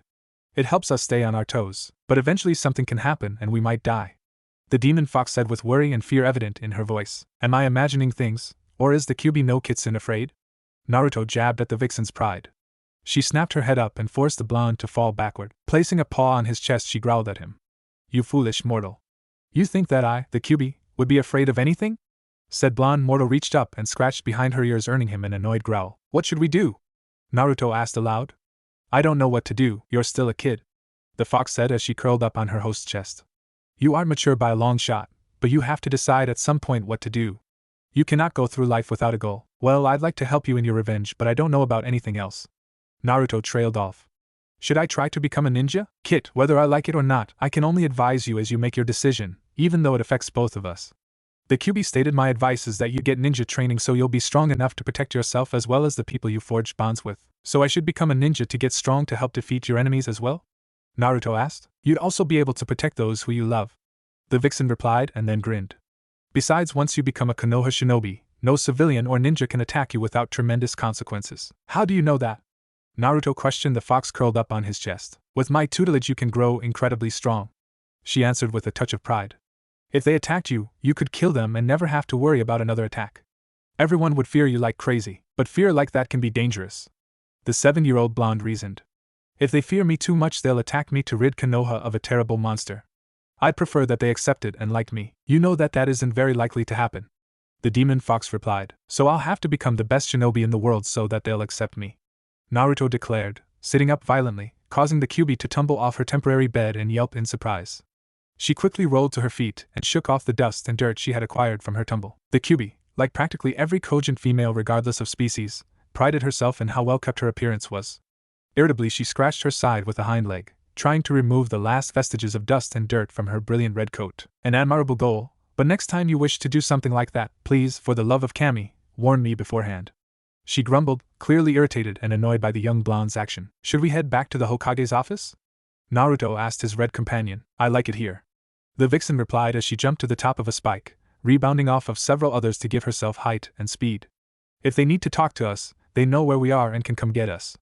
She curled up and tucked her nose under her bushy tail. Naruto walked to the same stone spike that the Kyuubi lay upon and leaned against it. He let his feet slide out from under him, slipping himself into a sitting position with his back leaning against the cool stone. He gazed out through the stone spikes and looked at Konoha bustling with life. This sure is peaceful, he said as he sat there. The fox didn't reply. She was too caught up absorbing the sun's rays to hear the blonde's thoughts. Hyuga Hiashi sat in front of the Saname Hokage or Konoha. The village leader filled him in on the happenings of the council meeting the night previous after he left the meeting. So the Nara, Aburame, Inuzuka and Akimichi clans support Naruto? The pale-eyed man asked. It appears that way. Sarutobi sighed and fingered his pipe. But as usual, Danzo wants to turn Naruto into a living weapon. He wanted to train him, but the other councilmen shot him down. What were you considering if Naruto was to choose the life of a shinobi? Hiashi asked. That several jounin and a chunin train him jointly, the third replied. Hatake Kakashi just came out of the ANBU Black Ops. A training mission could help him adjust to normal shinobi life. Who else? Hiashi asked. You and your clan could help him with his chakra control, Sarutobi stated. Kakashi would be ninjutsu. A chunin named Yuhi Kurinai who is a genjutsu specialist can train him in genjutsu, and Guy is an obvious for taijutsu. The Hokage finished reading a list in his hands. With tutors like those, he wouldn't have a choice to become an excellent shinobi, Hiashi stated. Indeed, Sarutobi replied. He'd be a force to be reckoned with just like his father. The Hokage's eyes shot wide open when he realized what he had just slipped out. You knew his parents? Hiashi asked. The Hokage sighed and rubbed his temples. Yes, he admitted, And I know for a fact that they are both dead. Who were they? Hiashi demanded. Sarutobi didn't respond right away. Even without the Byakugan, Hiashi could see through the Hokage's eyes that he was thinking deeply. Without saying a word, the third stood up and stepped out from behind his desk. Walking to a bookcase, he scanned the titles until he found what he was looking for. Placing a finger on the top of one spine, he gently pulled the book out and returned to his chair. What I am about to show you is an S-class secret. He paused. After I show this to you, only you, myself and Jiraiya will know this. He opened the book and folded out several pages. Stretching across them was an intricate seal. On an attached page was a simple black box with an old, brown streak of blood inside it. That, Sarutobi said to the Hyuga clan head, is my blood. This is a blood seal, similar to a summoning contract, but it is a secure storage seal. This is amazingly complicated, Hiashi stated as he examined the seal. Did Minato design this? No. Jiraiya constructed it after Minato's death to store this document. The third answered. Jiraiya has his own copy of the seal and document under his protection. Is it possible for me to unseal the document if I were to place my blood here? Hiashi asked, indicating the area with the Hokage's blood. I'm not a seal master like Jiraiya, but I would assume so. The Sandaime answered as he bit his thumb and smeared it across the seal, while channeling his chakra through it. There was a cloud of bitter-tasting chakra smoke that signified the appearance of the item that was unsealed. When the cloud dispersed a second later, Sarutobi quickly handed an official-looking document to Hiashi, whose eyes widened as he saw the names of Naruto's parents. Minato, your own son. Why would you do that to your own son? Hiashi demanded silently. With the aid of the Byakugan, Hyuga Hiashi was able to locate Naruto sitting atop the fourth's head. A fitting place to think about his future considering who he is. The Hyuga clan leader thought to himself. I wonder if Naruto knows himself. After all, the Kyuubi heard Minato's last words between father and son. Hiashi strode over to the blonde boy sleeping silently, and found him fast asleep. Do you want me to wake him up? The red vixen asked from her perch. Hiashi turned his head upwards to see the fox lying on top of the stone Naruto was sleeping against. That would be appreciated, Hiashi replied, still extremely wary of the demon fox. Without another word, the fox stood up and nimbly stretched atop the stone hair of the fourth. When she was done waking up her muscles, she gripped the stone with her claws and slid down the side, her claws slowing her descent. She landed, belly first, on Naruto's head and leaned over to lick his face. After a moment of licking, Naruto was awake. Irritated by the wet awakening, he reached up and pulled the Kyuubi from her position on his head. Holding her out in front of him at eye level, he scowled while she gave him a toothy grin. I should just turn you into a hat, he stated. She squirmed a little in his grip. You felt quite comfy there. Then maybe I should just make a habit of lying on your head while you walk around Konoha, she replied with a grin. Naruto sighed and set her on the ground. He was about to ask her why she woke him up, but he spotted Hiashi standing a few meters away. I suppose that you asked her to wake me up, he stated as he yawned and stretched his sleepy limbs. I offered. The Kyuubi spoke up. Should have known, Naruto muttered. Why did you come here? He asked. My meeting with Hokage-sama finished, so I came looking for you, Hiashi replied. I don't mean to rush you or anything, but have you made any decisions about your future? Hi, Naruto replied with the enthusiasm that only a 7-year-old could muster. I want to become the best shinobi in the world so that the villagers will acknowledge me. Is that your reason, Naruto? Hiashi asked. Not quite, Naruto answered, surprising Hiashi some. I want to grow strong enough to protect those who get close to me. I also want to help Q-chan get revenge for her family. Well, what do you say, shall we go tell Hokage-sama? Hiashi asked, turning to walk down the path towards Konoha. All right, Naruto chirped and followed the man while the Kyuubi pranced around their heels. For the second time in just as many days, Naruto stood before the Sandaime Hokage of Konoha, having decided to wait until morning to inform the leader of his decision. Naruto had accompanied Hiashi back to the Hyuga clan estate.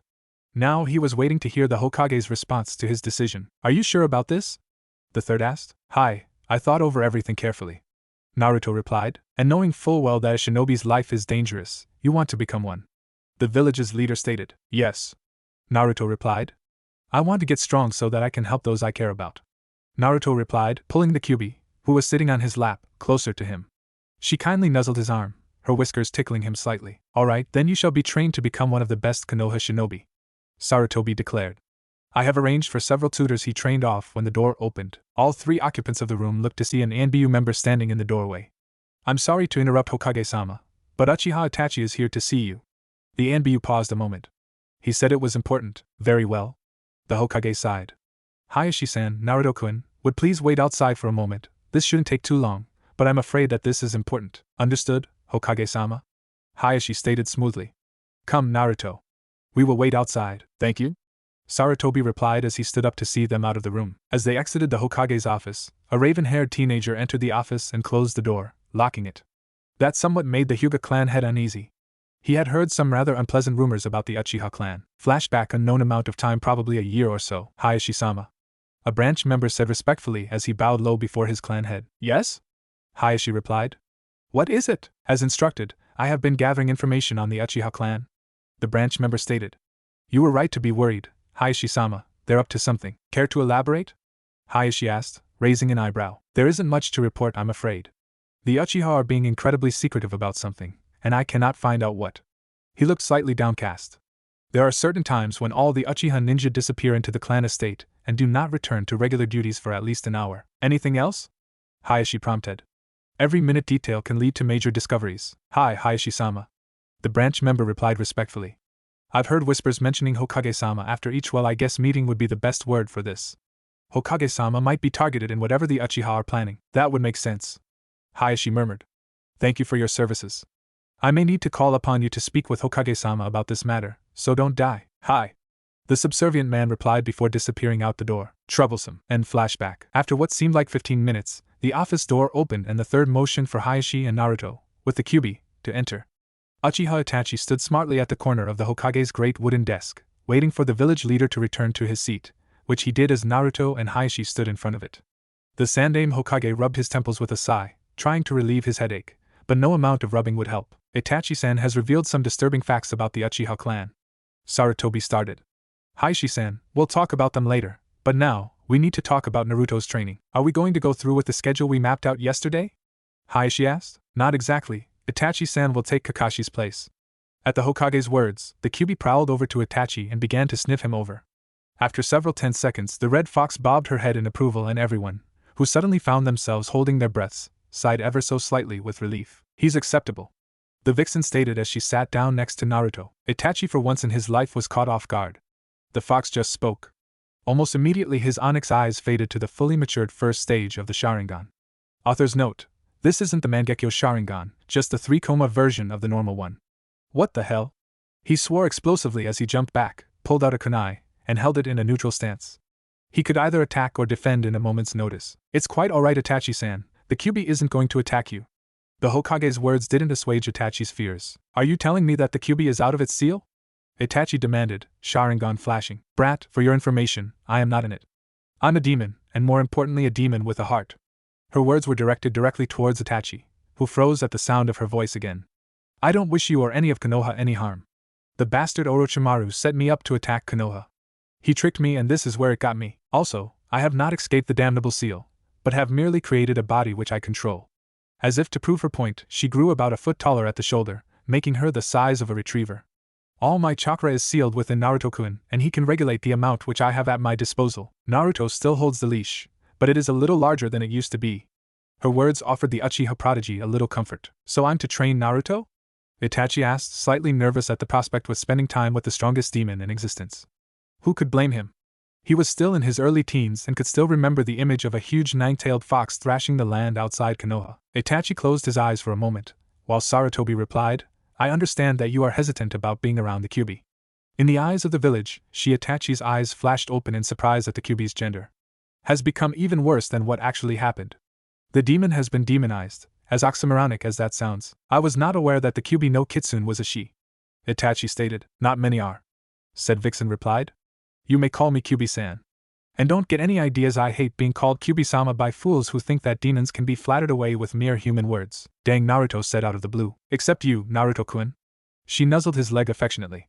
Clearly her time spent sealed within the boy altered her opinion of the blonde. Itachi, Naruto will have other teachers before he comes to you. He has to learn the basics first. The wise Hokage leaned his chin against a fist. Keep me informed. You are dismissed. Hi. Itachi snapped to attention smartly before exiting the room quickly. When he closed the door, Naruto became the center of attention. So what am I going to learn first? He asked hungrily. Nothing advanced before you are deemed ready for difficult jutsus, Sarutobi stated. Naruto pouted but had the sense to not say anything. Most advanced jutsus will kill the user if not properly handled, Hiashi stated. It's best for you if you wait until you can manage simpler tasks before starting more advanced ones. Everything is based on a previous stage of training, Sarutobi stated. More than likely, you won't get to high-level techniques before you enter the academy. Why do I have to go there? Naruto asked. With all the training I'm going to receive, why should I relearn the basics? The blonde boy almost immediately regretted asking the question. Both the Hokage's and Hiashi's faces grew stern. Naruto, what is the difference between what yours will be and the academy? The Sandaime waited for Naruto's answer, but the boy didn't reply immediately like the wrinkled leader expected. All the more evidence to point to the fact that Naruto was different than any other child his age. There will be other students? Naruto guessed. Is that an answer or a question? Sarutobi asked with a smirk, which was hidden behind his hands clasped in front of him. My answer. Naruto replied simply. What does that have to do with anything? Is it important? Do you think that a shinobi is sent out on missions all alone without any support? The Sandaime asked the blonde. Well, I don't know. Naruto's unintelligent response earned coughing laugh from the Kubi. Every ninja that Konoha produces has been on a genin squad. Hiashi explained to Naruto. Teamwork is an important part of being a shinobi. Teams usually are composed of ninja whose skill sets complement each other's. So do these teams stick together after they aren't genin? Naruto asked. Yes, some do if they are extremely effective as a team. Sarutobi replied. Your teammates become your closest friends and you usually stay in contact with each other for the rest of your lives. Hokage-sama, did you stay with your genin team for a long time? Naruto asked. I'd rather that you didn't call me such a formal name all the time. Sarutobi replied. But yes, I still maintain close connections, sometimes strained, but close nonetheless with my teammates. The Hokage stated. Who are they, Gigi? Naruto asked. Naruto, show some proper respect for the Hokage. Hiashi said coldly, but the Sandaime only chuckled. It's alright, Hiashi-san, he replied. It's rather refreshing to be called something like that. But the disrespect Hiashi trailed off, realizing he wasn't going to sway either the Hokage's or Naruto's mind about the name. Fine. If that is what you wish, Sarutobi-sama, we'll have to work on deformalizing you later, but right now we need to talk about Naruto's training. Sarutobi stated, rescuing the meeting from the tangent. So what am I going to learn first, Gigi? Naruto asked excitedly, literally vibrating in his seat. Chakra control and physical stamina. Sarutobi replied and continued when he saw Naruto pout. You will be doing exercise to not only get your body ready, but also increase your chakra capacity so you can learn advanced ninjutsu and genjutsu later. Naruto perked up at the thought of learning powerful techniques. Why can't I just use Kyuchan's chakra? Naruto asked. Your body won't be able to circulate my chakra unless you have a larger than normal chakra capacity for it to circulate within. The Kyubi stated and then scratched her side. There also is a possibility that an enemy could seal her chakra away, and then you wouldn't be able to use your normal techniques and styles. Sarutobi replied. By increasing your reserves and control, you will ready your body and mind for more training. You will be learning these things from me while I also teach Hinata. Hiashi stated. Naruto smiled. Thank you? The blonde thanked the white-eyed man. You will learn taijutsu from a jounin by the name of Guy. The Hokage stated. He is a taijutsu specialist and can teach you the art of hand-to-hand combat. Then there is Uchiha Itachi, whom you just met a few minutes ago. Sarutobi continued. He is probably the second best ninjutsu expert as well as one of the stealthiest ninja in Konoha. Who's the best ninjutsu expert? Naruto asked. Me. Sarutobi replied. But unfortunately I don't have the free time to train you. However, I will probably take the liberty of teaching you a few jutsus along the way. Oh. I see.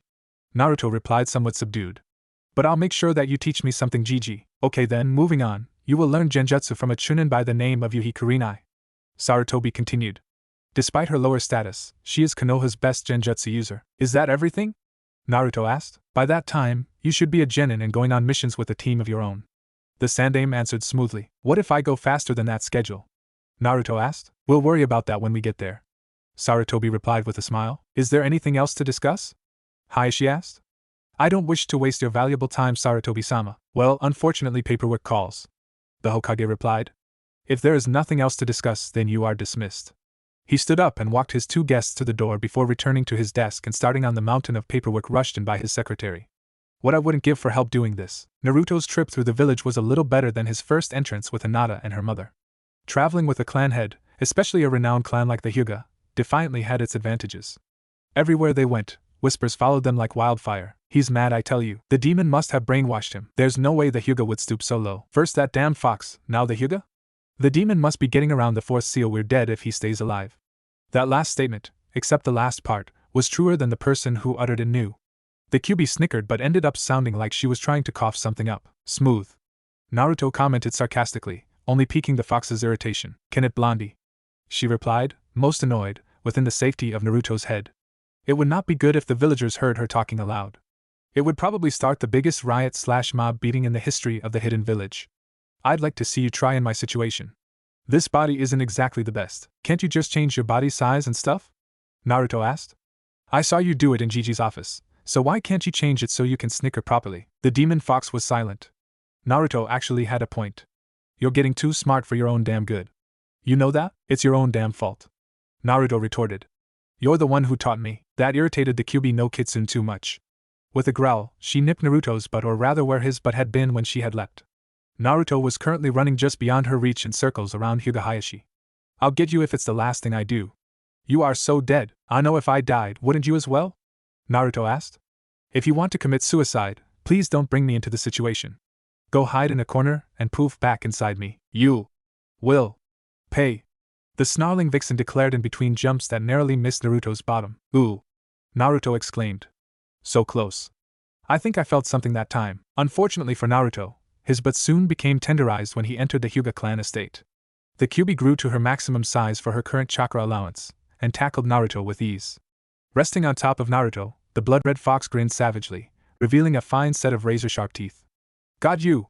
She growled softly yet happily into the blonde's ear. Naruto grinned and tried to wrap his arms around the vixen's neck, but found he couldn't. 7-year-old children don't have very long arms, and the full-size Kyuubi's neck was fairly large. Said fox shrank her form until Naruto could comfortably wrap his arms around her neck. With a seemingly practiced move, the Kyuubi gripped the scruff of Naruto's clothes in her powerful jaws and gently placed him on her back. Once again wrapping his arms around her neck, Naruto secured himself and grinned as the Kyuubi started to sniff the ground searching for a scent. With her enhanced nose, she quickly found a scent she wanted to follow and began to carefully follow it, constantly searching for her prey. Naruto grinned as he became caught up in the hunt. Unconsciously, he was picking up on the ways the large fox tried to hide her presence, which was quite difficult considering her bulk, but somehow she managed to pad stealthily through the hallways of the clan estate until she suddenly stopped and crouched behind one intersection. Naruto felt her muscles tense as if she was going to pounce on something. Silently half climbing and half sliding off the vixen, Naruto landed on the floor with a low thump and peered around the corner warily. He saw Hinata and her mother walking down the hall and threw himself out of their view. He passed the Kyuubi and found her shrinking her size down to normal. To say the least, Hinata didn't know what in the world hit her. One moment she was walking with her Okasan, the next she was laying on her back with a small weight on her stomach. Daring herself to open her eyes, she saw the blood-red fox sitting on her.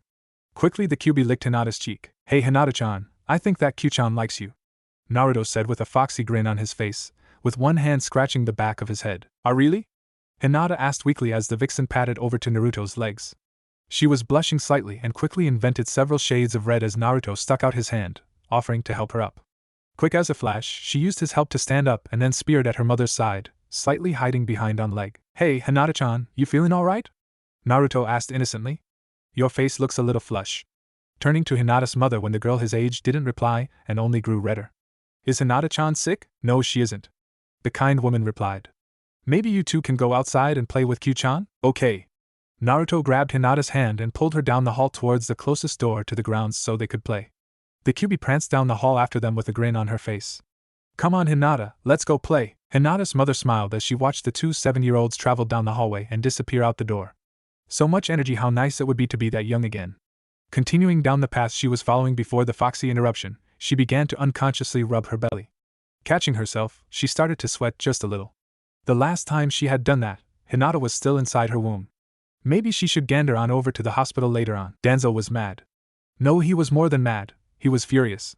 The damned Sandaime had completely ignored his request to train the Jinchuriki of the Kyuubi no Yoko. Konoha needed that boy's strength for protection. It didn't matter what was sacrificed as long as Konoha was safe from any enemy. The crippled man limped as fast as he could down a long set of winding stairs. Below Konoha, there was a literal maze of tunnels. Instead of disbanding route like he had been ordered, Danzo had simply relocated it into this secret discovery of his. No one would be able to find it. It was secure, and as long as he ran route, Konoha would be safe as well. He produced a key from the depths of his robes and inserted it into a crack in the stone wall. He turned it with a firm hand and then replaced it.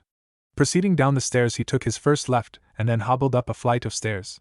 He closed his eyes as he passed through a strong genjutsu shield and emerged on the other side in a bustling root command center. Smiling, he thought up a brilliant plan to train one Uzumaki Naruto. Time skip of a month. 1 month was a long time for Naruto. In that time he had learned the basics of chakra control from Hyuga Hiashi as he trained his only daughter, Hinata. While he was a fast learner and quick to pick up techniques like tree walking, Hinata wasn't so fast. As a result, Naruto found himself doing running errands around the Hyuga clan estate. Although boring, it was still training and he was being useful to the clan at the same time, a win-win scenario in Naruto's eyes. Naruto also trained with the nine-tailed fox when Hiashi had to attend meetings or deal with village business. He picked up the basics of stealth and soon found it easier to move about Konoha while moving in non-conspicuous ways. As he continued to improve, he gathered the courage to brave the hidden village alone without any company. He found it thrilling when people didn't stare at him with hatred or tried to kill him. In fact, he felt relieved that they didn't pay any attention to him. He was able to collect broken kunai and shuriken discarded among the training fields and sell them to Darren, bringing in some money that he could use for things other than food and essentials that were provided for by the Hyuga clan. As soon as he had enough money, Naruto treated himself to a bowl of ramen from the stand he had visited with Hinata and her mother, the first day they had met.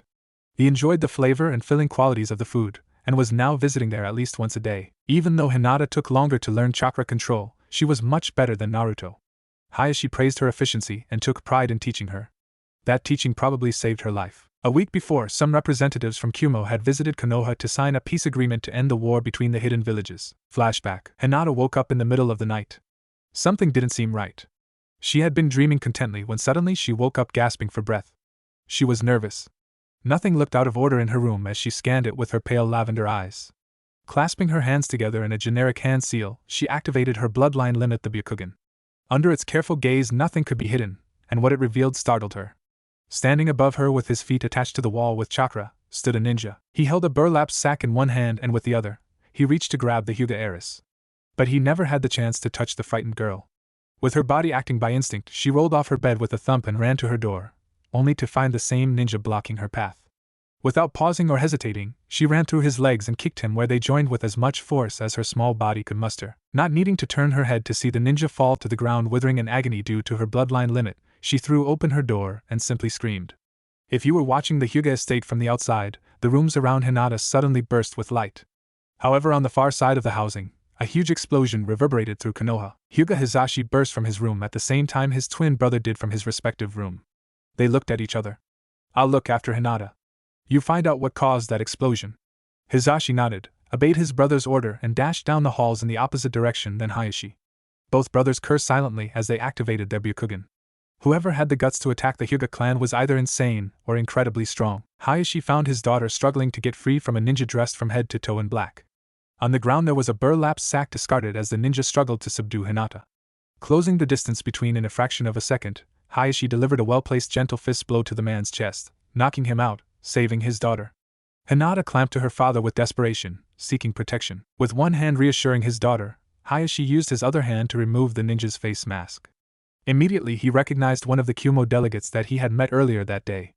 Checking to make sure the man's vitals were stable, he marveled at how many bruises, cuts and scrapes, and bites Hinata had given the man. He also saw severe damage to the man's crotch and quickly deactivated his bloodline limit as other members of the Hyuga clan arrived on scene. Meanwhile, Hisashi arrived at the site of the explosion to find Naruto wreathed in a flowing, red chakra shaped like a fox with a single tail. At his feet was a body dressed completely in black. Or at least he was when he first came into the blonde's room. At the moment the ninja was near death with half of his clothes torn off, exposing white skin beneath.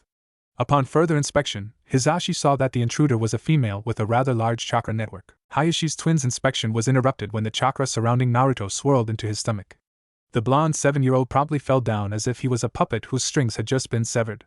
With the speed of a seasoned Konoha shinobi, Hisashi caught the unconscious boy before he had the chance to slam into the ground. After setting Naruto on the broken floor carefully, Hisashi continued to inspect the female intruder.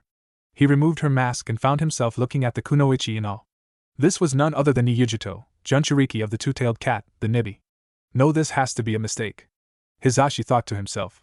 There was no way Kumo would send her after Naruto unless they knew about the Kyuubi. And during a peace talk too. Things just got a lot more complicated. And it wasn't pretty. Naruto and Hinata stood side by side concentrating on manipulating their chakra. On each of their foreheads a leaf sat as if glued in place. In reality, they were held on with chakra. The leaf exercise to which the two 7-year-olds were being subjected to was standard genin training.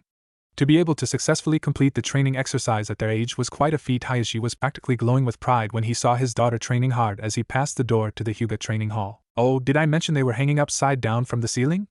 With chakra gluing them to the ceiling, the leaf exercise became even more complicated. While having to regulate the flow of chakra in their feet, which is the hardest place to manipulate the body's energy, they had to gently hold a leaf to their forehead. The contrast of lots of chakra to hold the pair to the ceiling, to the minimal amount of chakra the two could manipulate, made the trial Naruto and Hinata even harder. Hinata's membership of the Hyuga clan meant that she had an easier time manipulating her chakra. For centuries the Hyuga had used chakra manipulation as their main mode of attack, thus it became a hereditary trait to be able to easily manipulate their chakra. On the other hand, Naruto had only managed to attain a comparable level of chakra control through intense training. His enhanced chakra reservoirs that he received from the Kyuubi made controlling his chakra extremely difficult. Hinata-chan? Naruto broke the silence for the first time in an hour of training. Hi. Hinata stuttered. What is it? Ano, you want to take a break? Naruto asked. I could use something to drink and maybe a bowl or 3 of ramen. Hinata giggled as Naruto's eyes dimmed and he started to drool at the thought or ramen. He was rudely disturbed when some drool fell down his nose. Remember, he was hanging upside down. His choking threw his concentration and control out the window. First his leaf fell off his head. After frantically trying to catch it as it fluttered farther away, his feet began to unglue from the high ceiling. Naruto cried out as he felt himself detach from the ceiling, seemingly hang in midair for a split second, and then plummet to the floor below. Landing with a sickening crunch, a stunned Jinchuriki lay in a heap mumbling rubbish about ramen in a dreamy voice. And Naruto-kun? Hinata called out uncertainly. When he didn't respond, the windows on the building rattled when Hinata shouted, Naruto-kun.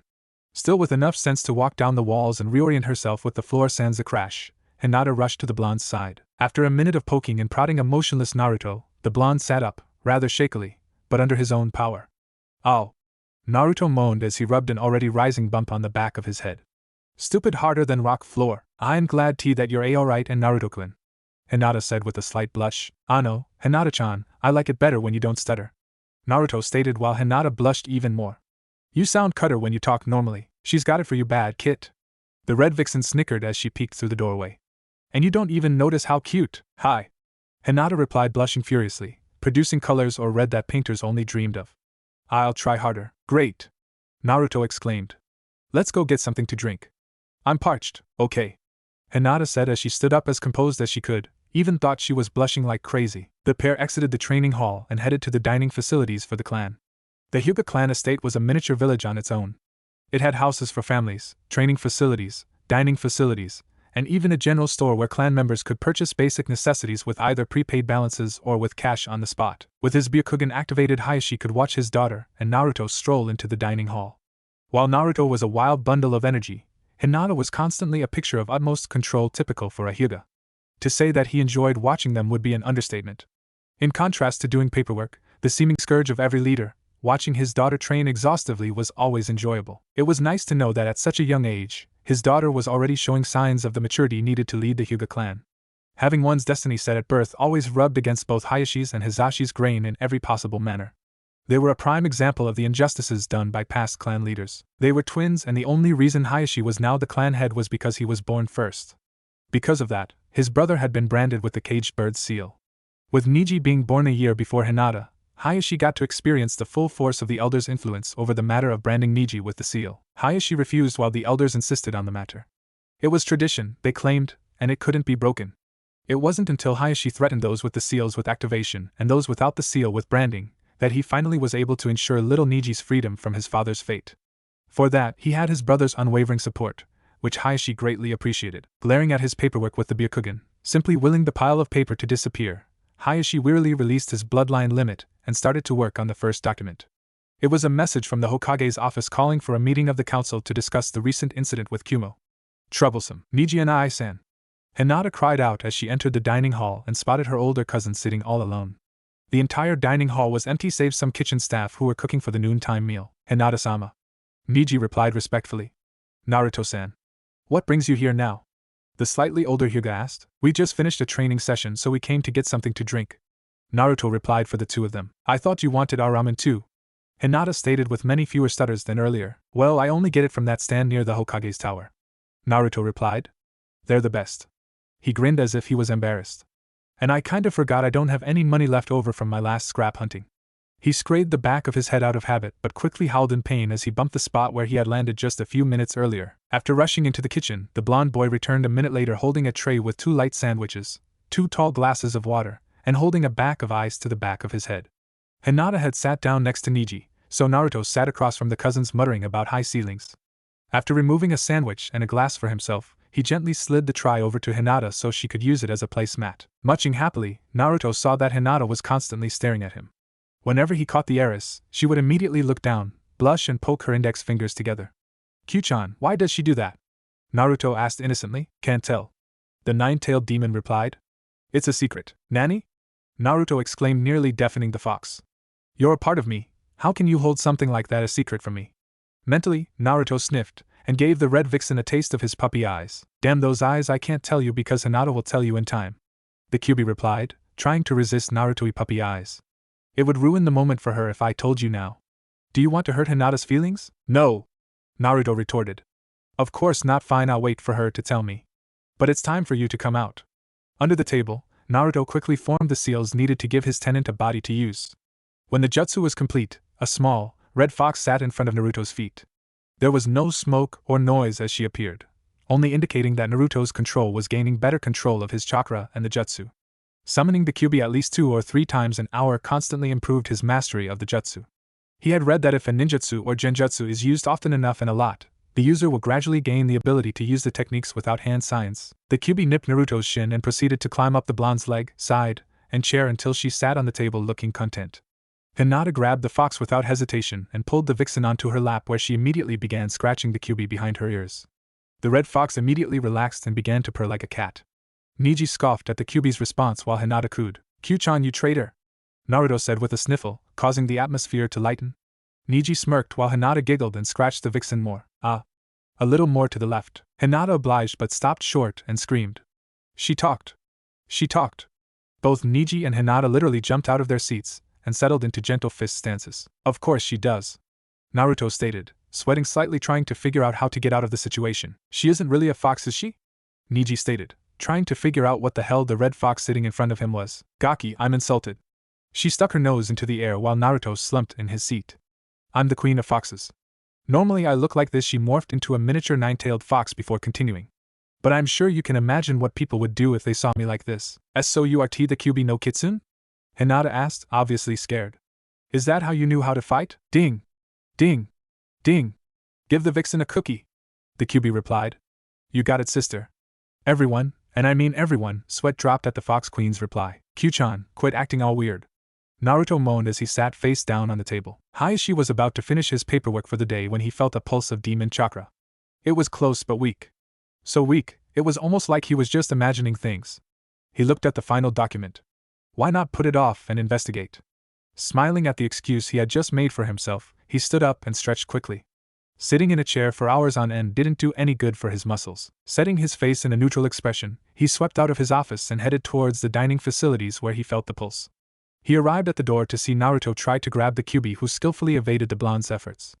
Both Hinata and Neji were standing in a basic on-guard gentle fist stance looking at the duo warily. I see you've made your introduction, Hiashi stated as he walked through the doorway. Hello, father. Hinata didn't look away from the Kyuubi. Hiashi looked at the two Hyuga and saw that their bloodline limit was activated, granting them 360-degree vision. Greetings, Hiashi-sama. Neji stated a moment later. You don't need to worry about Kyuubi-san. At this, both Neji and Hinata turned to look at Hiashi in amazement. Father, you know what she did, Hinata began. I do, and I know why. Hayashi's statement hit the Hyuga children hard. You've talked with her then? Neji asked and stated at the same time. With Naruto and the Hokage present. Hiashi replied. We were trying to figure out why she wasn't attacking Konoha if she could get out. Get out of what, father? Hinata asked. You've been told that the Yondaime defeated the Kyuubi no Kitsune about 7 years ago at the cost of his own life. Hiashi stated. He sealed me inside Naruto-kun with a forbidden technique.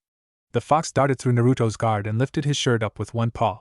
Placing a second on the blonde's belly, she sent a minute pulse of chakra into him, revealing the seal. Hinata was the first to lower her guard, and when Neji saw that both Hiashi and Hinata seemed to trust the demon, then he too lowered his guard and sat back down. So you aren't a demon like the villagers yell that you are? Neji stated. Obviously not, Gaki. The Kyuubi stated. My presence alone should be enough to confirm that. You're the genius of the Hyuga clan, use your brains for once today. That insult wounded Neji's pride to no end. At least you can see the difference between the human and the demon living together. Hiashi said to Neji, trying to cheer him up a little. There's a whole village of people along with many shinobi that don't have the brains to understand what you see. That's right, Neji and I-san. Hinata said to her cousin, getting a little familiar with each other, eh? What's the next step? Hiashi joked and inwardly smiled with amusement as Hinata and Neji spewed the water they had been drinking, directly on Naruto and the Kyuubi. Father, Hiashi-sama, I beg to differ. Thanks for the shower. The Kyuubi muttered and then began to shake herself dry, further soaking Naruto to the bone. Why am I always on the losing end on these things? Naruto cried to no one in particular, as he felt the cold spray. The Sandaime Hokage of Konoha smirked as he saw Hinata and Neji come to accept both the blonde and the fox sealed inside him. Children who could understand Naruto would only help him. The fact that they were Hyuga and practically royalty only made Naruto's position better in the future. Unfortunately for the Hokage, not everything was going as swimmingly for him as it was for Naruto. The Uchiha clan was defiantly up to something. They were holding regular clan meetings for longer than they used to. In fact, it seemed as if they accomplished less and less in these meetings than normal. Uchiha efficiency was usually impeccable, but now it was a clue to something being amiss. Tiredly he began to think of the possibilities present to him in dealing with the matter. The ones that he could think up didn't sit well with him. After all, killing a clan is a big deal. Sighing, he put the matter to rest in order to move on to more pressuring things. Like the Kumo attack, something seemed wrong as he reviewed the facts. No one on the patrols noticed anything in the hours and minutes before the fighting began. Even that statement seemed awkward. The ANBU were the creme of the creme and they couldn't detect a Jinchuriki's presence? Even while unconscious in the ANBU prison, the Kunoichi exuded power. Even a Chunin could sense her power, so why didn't the ANBU find her? Sarutobi walked out of his office still pondering these things and strode down the halls of the Hokage Tower. The council was meeting a floor below the Hokage's office to discuss the recent and bellicose actions against Konoha. As soon as Sarutobi swept into the room, the other members of the council stood in respect and waited for the leader of Konoha to sit before they did likewise. I would like to call this meeting to order, the Hokage rumbled. Anyone like to give a recap of what happened? Danzo raised his one good arm and then spoke. Kumo has recently engaged in offensive actions against the village during a time of peace. In addition to attempting to kidnap Hyuga Hinata, the heir to the Hyuga clan, they also attempted to spirit away the Kyuubi Jinchuriki. During their assault on the Hyuga clan estate, both targets defended themselves against one Jounin and one Jinchuriki from Kumo. After aid arrived, both Kumo Nin were subdued and captured. The only damages were to a small section of the Hyuga clan estate where the Kyuubi Jinchuriki was residing. Danzo finished with his statement and fell silent. In the future, I request that Uzumaki Naruto not be referred to as the Kyuubi Jinchuriki. He is a human being and has a name. Hiashi spoke up. In addition, my brother found the Nibi Jinchuriki, Yugito, unconscious at Naruto's feet when he arrived. Other than that, I have nothing further to add to Danzo's statement. Very well, Sarutobi said. If anyone wishes to refer to a Jinchuriki, please use the person's name. Danzo's eyes narrowed, as he knew this was deliberately pointed at him. Now, please tell me what your opinion is about what Konoha should do in response to the recent events. I don't care what it is, just tell me. Retaliate with military assaults, targeting key support installations that Kumo relies on. Danzo immediately stated and then allowed others to speak. Imprison the Kumo shinobi and interrogate them for further information. Uchiha Fugaku stated. I believe that we may be able to learn of gaps in our defenses if we learn how they snuck into Konoha. This would be a great asset to our general security. We need to gain a non-threatening relationship with Kumo. Inazukatsu stated. I think that we should interrogate them mildly to see if we can sniff out any useful information. After that, we release them to Kumo after a treaty is finalized. I think that our standing with Kumo would be better if we simply released them to Kumo and escorted them to the border. Akimichi Chuza added to the growing list of opinions. We can release the Jounin to Kumo to gain some good faith, but keep Yugito. Nara Shikaka stated. Uzumaki Naruto is an enigma because he is a Jinchuriki. The Biju sealed inside humans have generally been used to wage destructive war, but as of now, Naruto's only training will be from normal shinobi. This is a chance for him to receive Jinchuriki training from another Jinchuriki. I agree with Shikaka-san's proposal, but must add that all of Uzumaki's training with Yugito be under the supervision of an elite Jounin for a probation period. Aburame Shibi added to Nara Shikaku's idea. This would be to make sure Uzumaki Naruto is learning beneficial things. She would also have to be under ANBU supervision at all times, seeing as she could possibly be a threat to Konoha. Uchiha Fugaku stated. Don't have any other idea to Shikaka-san's, Shibi-san's and Fugaku-san's proposition. Hiashi stated lastly. I'm sure that you, Danzo-san, would agree that Naruto needs training when it comes to the issue of the Kyuubi. I can see nothing wrong with the idea. Does anyone else have anything else to add to be considered? Sarutobi asked the council. No one said anything in reply to his question. Very well then, since several seemed to like the idea of releasing the Kumo Jounin, while keeping Yugito, it shall be put to a vote. Pausing and taking a deep breath, calming breath, the Sandaime Hokage put the matter to a vote. All those in favor of following the previously mentioned course of action, please raise your hand. Hiashi raised his hand along with Shikaku, Shibi, and Fugaku. Sarutobi raised his hand as well. All those against this course of action, please raise your hand. Danzo raised his only good arm to shoulder level to make his vote clear, followed by Tsun and Chuza. Very well then, by a vote of 5-3, the Kumo Jounin will be released, given a message to carry to Kumo, and be escorted to the border by a squad of ANBU. Yugito, on the other hand, will remain in Konoha under ANBU supervision for a probation period of a year. She will also train Uzumaki Naruto in the ways of the Jinchuriki, and how to do battle with a Biju. This training will be under the supervision of at least one elite jounin, in addition to the ANBU squad assigned to shadow her. What troublesome accommodations will we provide ni Yugito? Shikaku asked, sounding bored out of his mind. We can't have her living in prison all the time, and I doubt that there is a family willing to welcome an enemy Shinbei into their house. Danzo and several others looked at Hiashi longer than the pupilless man liked. May I help you? He asked in a dangerous, calm and cold voice. I thought that you would be the first to welcome this one into your home like the last one. Danzo said with a small smile. That's quite enough, Danzo, you may excuse yourself from this table. The Sandame's eyes had hard steel in them, making it known to the crippled old man the dangerous territory he was standing in. I feel that your presence is no longer welcome. Danzo didn't reply or make any indication that he had heard the Hokage, except that he slowly stood up and hobbled out of the room. When he closed the door, a chill that no one had previously noticed vanished. It was as if Danzo was the one exuding coldness throughout the entire meeting. What message shall we send to Kumo with the jounin we release? Tsum asked, glad that the war-obsessed cripple, Danzo, had left the room. Everyone unconsciously became more relaxed and comfortable without him there. A simple letter of our intentions and wishes for peace should suffice, Hiashi stated. I don't think that they need a wordy explanation. They are, after all, the ones who could have ignited the Fourth Shinobi War. I concur with Hiashi-san. Aburame's Shibi stated in a monotone, not an ounce of emotion in his voice or his posture. He was the very image of cold, calculating logic. Anything more than detaining ni Yugito and, by conjunction, the Nibi sealed within her, could potentially create an unstable inter-village situation. Anything more than a simple yet effective message conveying our intents could incite anger against Konoha. Are there any objections to this plan? Sarutobi asked. When no one raised a hand or made his or her opinion in the matter known, he concluded the meeting. Then I shall have a letter drafted and ready by morning. At which time ni Yugito will be released from the ANBU prison should she prove herself to be in agreement with our decision. If not, then she shall remain in prison and under interrogation.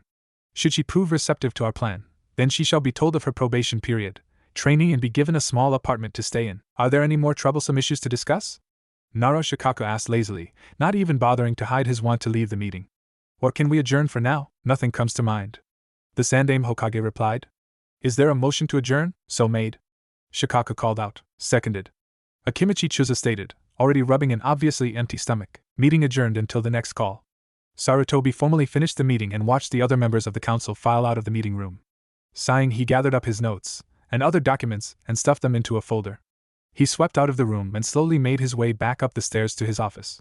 He was glad that the meeting had gone as smoothly as it had.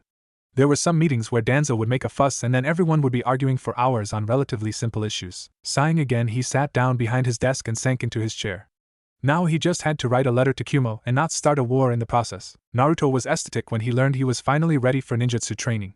After coming home from the council meeting last night, Hiashi tested both Naruto and Hinata and declared that they were ready to move on in their training. Hinata would stay with her father and uncle to learn the Gentle Fist, the traditional style of the Hyuga clan, which brought out the full potential of the Byakugan.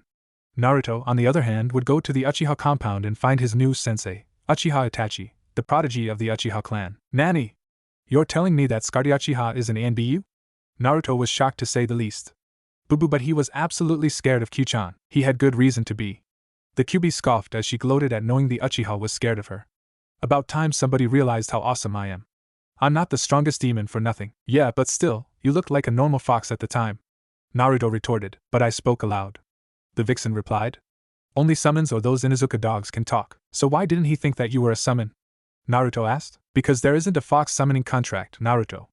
Hiashi said as he walked into the room where Naruto and the QB were talking. The blonde and the fox were sitting on one couch, while Hinata and Niji sat on another couch playing shogi, SP? But what if she was hinged into a fox while really being some other summoning? A curious blonde asked. No self-respecting animal summon would allow themselves to be hinged into another animal unless needed for in battle. Summonings have a sense of pride that humans seem to forget all the time. Oh, Naruto replied. There are times when the summonings are more the master than the summoner. Hiashi added. In addition, summons require a gift of some sort for their services. They are partners, not servants, so kinda like Q-chan and I? Naruto asked. Similar. The red fox replied as she curled up on the blonde's nap. Click. Flash. Aw, what a perfect moment. All four of you look so cute. Hinata's mom, who Naruto found out was named Hannah, crooned over the three young children and one absolutely adorable millennial-old demon fox. Gah. I'm blind. Naruto staggered around the room wildly trying to rub the afterimages from his eyes. The QB was sprawled unceremoniously on the ground, with her tail significantly higher than her head. Hinata giggled at the sight while Niji sighed. Although the blonde was worth keeping around, He did have moments where Niji questioned his uncle's decision. The flashes and clicks kept coming until Hana ran out of film in her camera. Taking pictures of the children was a lot of fun, and offered countless blackmailing opportunities when they grew older. Hana-san, moaned Naruto as his vision began to return to normal. Why? Because it was fun, she replied with a smile. Grrr, Naruto's replied. Hana rubbed his head affectionately before hugging Hinata and saying hello to her stoic nephew. Niji wasn't one for hugging and other displays of emotion. He was a miniature version of his father, but slightly more formal. I just wanted to tell you that dinner will be ready in half an hour, so wash up and get ready. Hana's statement was replied with a chorus of hi. As two boys, a girl, and a fox jumped past the mother on their way to get ready for dinner. It's nice seeing them get along so well, Hana said as she hugged her husband. Hiashi kissed his wife on her head and buried his nose into her hair, holding her even closer to his chest. It's almost as if they are all siblings, Hiashi commented. Hana replied into Hayashi's chest. Are you comfortable with an Uchiha training Naruto? Hana asked her husband as she pulled out of the embrace enough to speak. Sarutobi-sama feels that Itachi is honorable and devoted to Konoha before his clan, Hiashi replied. And quite frankly, I agree. That startled his wife, but she didn't show it. He revealed that the Uchiha clan is plotting against the Hokage. It confirmed the rumors that I had heard, and he is currently investigating who is behind the move, and who is involved. So he'd do practically anything for Konoha? Hana asked. That sounds an awful lot like Danzo and his route Anbu. I know, but he is reporting directly to the top and I feel that he may be loyal to those who show him kindness, Hiashi stated. So he is like Naruto? I would think so, but not so openly, Hiashi replied. But then whispered into his wife's ear about Yugito and her potential training of Naruto. If either one of his new senseis decided to harm Naruto, there wasn't much that the blonde would be able to do, reasoned Hana. A well-trained Jinchuriki and the Uchiha prodigy. Both strong shinobi came from factions that didn't like the Hyugas. Someone might just try to take revenge on the Hyugas by harming Naruto. It was a possibility, after all. Dinner that night was quieter than normal, but that was to be expected. Hinata and Naruto were at important transition points in their ninja training. Both 7-year-olds went to bed early so they could be ready for whatever tomorrow brought. Naruto woke up the next morning to the incessant ringing of his alarm clock. He was about to use a chakra-reinforced right-hand smash to shut it up, but a red paw beat him to it. Instead of creating property damage, the vixen simply tapped it with lightning-quick reflexes, milliseconds before the blonde's fist could even begin to move. Naruto stretched to wake up his stiff muscles and tried to get out of bed, but found the Kyuubi still sleeping on his thighs. "Oi you! Wake up! We have to meet my new sensei, 5 more minutes," the ancient nine-tailed demon begged. Half asleep, she flicked her tail towards Naruto, trying to shush him up. "We've got to go," Naruto said firmly, trying to reason with the red fur ball in front of and on top of him. "I think there's bacon for breakfast. Why didn't you say so sooner?" the Kyuubi asked, already opening the door to the hallway. "Come on, slowpoke. That bacon is calling to me." She took a few sniffs of hallway air before giving the blonde a toothy grin. "You're right, and that meat's got my name written all over it." Naruto was stumbling around his room trying to dress as quickly as possible. Eventually he wound up with his shirt on backwards, but decided that it was good enough. In a flash he was racing the Kyuubi down the hall, narrowly missing members of the Hyuga clan, who simply froze as they saw the pair running towards them. It had long since been discovered that freezing was the best way to avoid being trampled by the duo. The Kyuubi nosed ahead around a bend that Naruto had some difficulty with. It was a sharp right angle, and the only thing keeping him from smashing into the opposing wall was his use of the walls to rebound off of using chakra. It was as if he was going around a bank turn, but a little more awkward, thus the Kyuubi's marginal lead. She had a lighter mass, and thus was affected much less by centripetal forces. Literally nose to nose, Naruto and the Kyuubi sprinted into the dining hall where Hiashi and Hisashi usually ate their breakfast with their family and Naruto. This morning, piles of bacon, eggs, and hash browns lined the center of the table. Naruto zipped to his chair where 2 plates sat. On the first one he piled a liberal portion of the crunchy meat and set it before the Kyuubi who sat under his chair. Once she was happily munching away, Naruto piled all 3 breakfast items onto his plate, lathered the scrambled eggs with syrup, author's note, "This tastes very good," and poured himself a tall glass or orange juice. The other members of the Hyuga clan chuckled at the duo's excitement over such a simple thing as breakfast. Despite their abrupt and often noisy arrival, they were well behaved once food was placed in front of them. This was absolutely insisted upon by Hana, who fussed over every mess the children made. Hisashi's wife Hisha was starting to show a bulge in her midsection. Upon further investigation with anyone's Byakugan, it was clear she was pregnant. She sat next to her husband while Naruto, Hinata, and Niji sat next to each other. It was a happy family that Naruto felt he could say he was a part of. Clearing his throat, Hiashi garnered everyone's attention. Today marks a step towards becoming powerful ninja for both Hinata and Naruto. He smiled at the 2 7-year-olds sitting side by side. Hinata will continue to study under me but will be learning more of our clan techniques. Looking at Naruto, he continued. On the other hand, Naruto's training with the Hyuga clan has come to a close and will be moving on to a sensei that Hokage-sama has handpicked. Congratulations, was the general murmur around the table. Naruto and Hinata smiled at the recognition of their achievements. Naruto, when you are done, I have to talk with you. I received a message from Hokage-sama about your training. Hyashi's voice was not angry or any other emotion, it was neutral. After both Naruto and the Kyuubi finished their breakfasts, Hiashi motioned them to follow him into an adjacent room to talk. There's been another change to your training, Hiashi stated simply when the door had closed. He spoke in a low voice, clearly not wanting to be overheard. Why did Gigi change it again? Naruto asked. Actually, the council made the decision and he backed it, but that is a different matter. Hiashi did a very rare thing, he actually started to ramble, but he caught himself before anything major happened like a meteor strike or a bubonic plague outbreak. We are to meet one of your new senseis at the ANBU prison. Did he get in trouble? Naruto asked. Your sensei is a she actually, but her trouble should be resolved when we get there, Hiashi said smoothly. Follow me. Yugito sat in her cold and dark cell. She didn't know where she was. One moment she was caught off guard by her target's demonic chakra surge, the next she was waking up in this cell, chained to the wall, clearly a prisoner. Although sunlight didn't reach to her damp 8x8 cell, she could imprecisely track time by the number of meals the Leaf ANBU brought her. She had been in the cell for 5 days if her assumption of 3 meals a day was true, or maybe her time in the cell was more, since she had been knocked out. The ANBU didn't give her any indication that they even heard her questions. They simply walked in and placed a tray of food within her reach and then left. They came in pairs, one to cover the doorway and their partner, while the second moved forward to give her her meal. Today didn't seem any different except that there was no food, and a full 4-man ANBU squad entered her cell. Yugito was nervous by the show of force that the Leaf was presenting her. Despite the fact that she was chained loosely to the wall and both her and the Nibi's chakra was sealed away, the ANBU didn't take any chances with their Jinchuriki prisoner. A moment after the last ANBU got into his, or maybe it was a she, place and a man in white robes walked in. He used a cane and was smoking a pipe. He was easily 60 years old and was wearing a hat with the kanji for fire on it. He was Konoha's Sandame Hokage. Kitten, you are so going to die. Shut up. Yugito snarled at the two-tailed demon cat inside her head. Worry flashed across the 15-year-old Jinchuriki's face as Sarutobi walked closer to her. As he advanced, she retreated until her back touched the cold stone wall and had nowhere left to go. I'm not here to hurt you, Sarutobi said in a kind voice. You're going to kill me, aren't you? Yugito accused the wizened old man, ignoring his words. Don't lie to me. The third smiled slightly, causing Yugito to become very scared indeed. I have a scroll from the Konoha Council. It is the ruling body here in Konoha and they have come to a decision concerning you. The Nibi's host was paralyzed with fear as Sarutobi drew the scroll from within his robes. I told you, the Nibi stated matter-of-factly, if you are willing to remain here and train a boy while under ANBU surveillance, you may live in Konoha in peace. Yugito was shocked. The Nibi was as well. Defying all logical reasoning, the council had deemed that she should live and had even given her freedom at a small price. How hard could it be to train a boy? She had expected death if she was caught. Hell, her actions warranted it. Yugito, Jinchuriki of the Nibi, do you accept the terms offered to you by the Council of Konoha? The Sandame Hokage asked formally. How could I not? Yugito answered both for herself as well as the Nibi. Smiling, Sarutobi produced a key from his robes and then unlocked the chains from Yugito's limbs. Although your normal chakra will be unsealed, I'm afraid the Nibis will have to remain tucked away.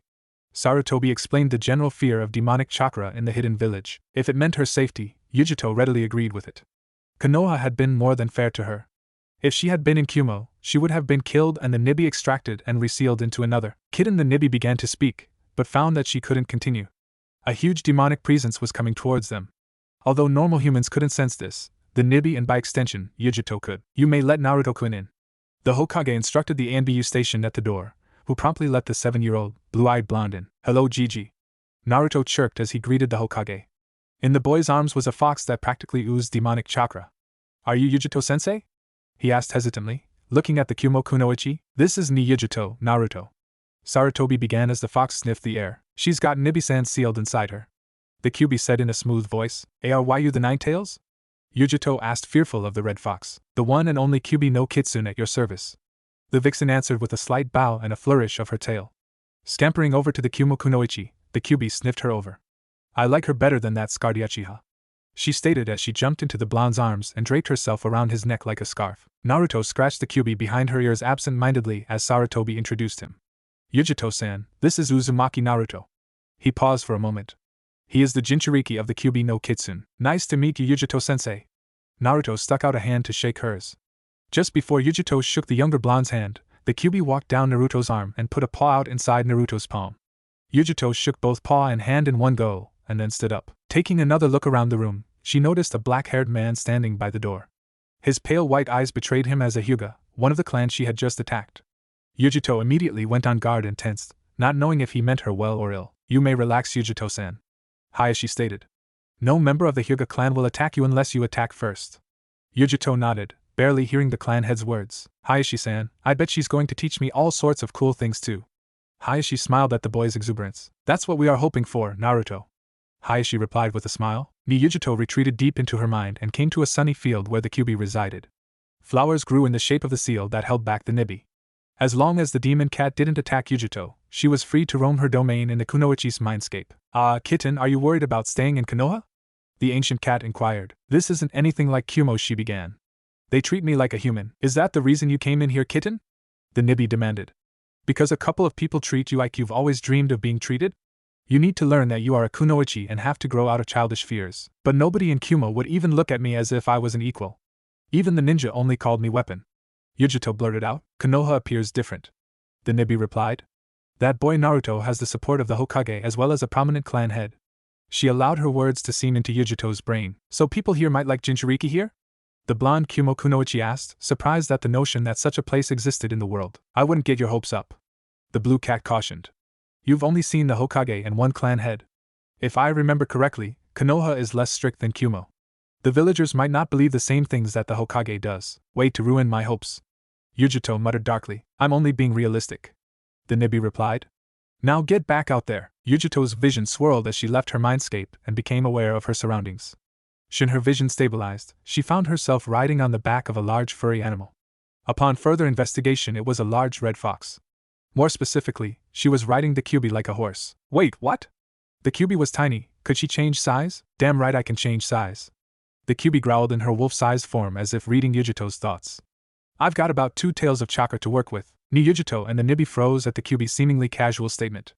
That's the same amount as Nibi. Yugito exclaimed. Yes, and it's less than 2/9 of my chakra. The Kyuubi enjoyed scaring the older Jinchuriki. So the number of tails represents the strength and chakra capacities of all the Biju? Naruto asked upon hearing the Kyuubi's words. Somewhat, but there are other demons with multiple tails. The Kyuubi replied. So there could be a 10-tailed cat? Naruto asked. No. The demon fox replied. The Biju are the strongest demon of their animal type. Since I am the strongest of the Biju, there could be a fox-type demon with 8 tails. If I died or somehow lost a tail of power, another fox could claim the title of Biju. So each type of animal demon is a kingdom with the Biju, as the king or queen in both your cases. Sarutobi said to the Nibi and Kyuubi, trying to understand what the fox queen had said. You could put it in those words, I suppose. The red oversized vixen replied. It doesn't capture the intricacies of the demon hierarchies, but it is a working illustration. The only thing I would add is that the title of Biju doesn't necessarily pass down through a family, although it is a possibility. I never knew that. Yugito murmured loudly enough for everyone to hear. None of us did? Sarutobi stated, trying to make her feel less left out. Yes, but I've been talking with Nibi for nearly 10 years. Yugito exclaimed. She never told me about stuff like this before. Can you stand and walk, Yugito-sensei? Naruto asked. The Kyuubi stopped at the entrance to the ANBU prison. She didn't want to walk around Konoha varying shapes and sizes.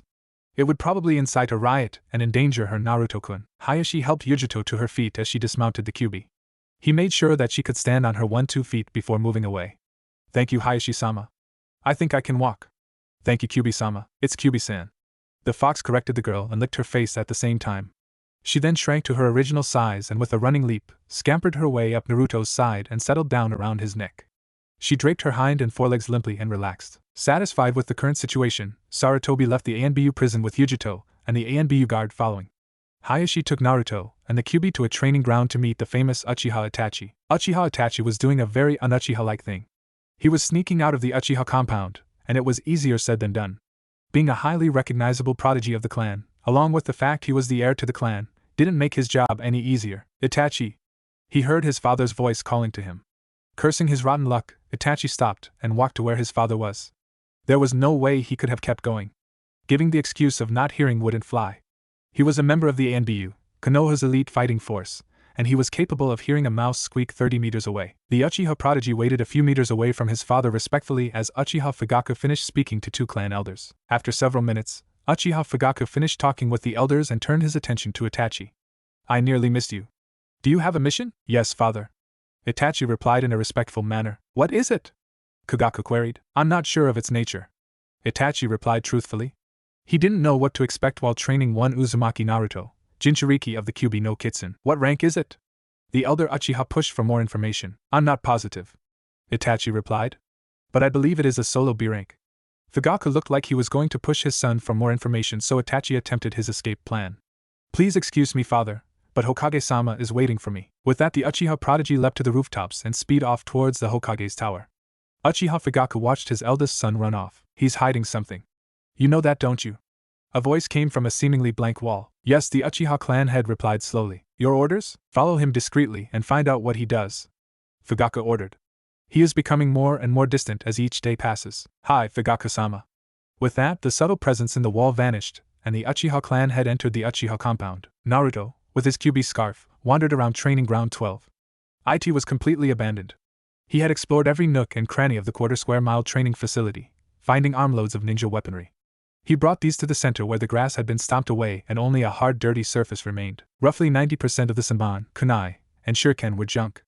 The senbon were usually blunted badly from impact, or were bent beyond hope of repair.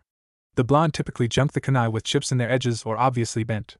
Shuriken were the hardest to deem reusable. If the mass of one of the blades was different from the others because of a chip or bend, the weapon would spin out of control and miss the intended target by wide margins. With the number of rocks and other hard surfaces littered around the training ground, Naruto only found a handful that he could reuse. Nearly an hour and a half after Naruto had arrived, Itachi showed up. Calmly, he noted the pile of ninja weaponry at the blonde's feet. In reality, he hadn't gone to the Hokage's office like he had told his father. He had sensed the tale and had shaken it off, but it took nearly an hour, even with his ANBU skills, and that was troublesome. Whomever it was, they were good. Pushing that train of thought to the back of his mind for later consideration, Itachi walked closer to the blonde. I am Uchiha Itachi. Hokage-sama asked me to train you in the ninja art of ninjutsu, so what am I going to learn first? Naruto asked. One of the most useful and simple ninjutsus that all ninjas know, the henge. Itachi replied. Here are the seals. The ANBU slowly formed the hand seals and then turned into a copy of Naruto. After the smoke cleared, Naruto gawked at the perfect replica of himself. With a second cloud of smoke, Itachi reappeared. Now you do it. Just channel your chakra into your hands as you perform the seals. Sensei? Naruto began. I don't know any hand seals. That threw Itachi off balance mentally. How can he train with the Hyuga clan and not know the hand seals? He knows one, the fox seal. The Kyuubi spoke up from around Naruto's neck. Created it so I could gain this lovely, furry body. Show it to me. Itachi said. It wasn't a request, it was an order. Naruto complied, twisting his hands together, and showed it to the Uchiha. Itachi examined the new seal for a minute before asking, May I copy it with my Sharingan? I suppose so, as long as you don't show it to anyone without my permission. The Kyuubi replied. I would like you to analyze it to the best of your ability. If possible, I'd like to create a few jutsus that use it. It may take a while, but I think that Naruto will be ready for creating jutsus when I figure everything out. Itachi said smoothly while copying the fox hand seal with his 3-tome Sharingan. Fine. The Kyuubi replied. Now let's learn these regular hand seals. For the rest of the morning, Itachi worked the blonde through each of the 12 normal hand seals. By lunchtime, blonde boy could form each hand seal impeccably at a good speed, namely 2 per second.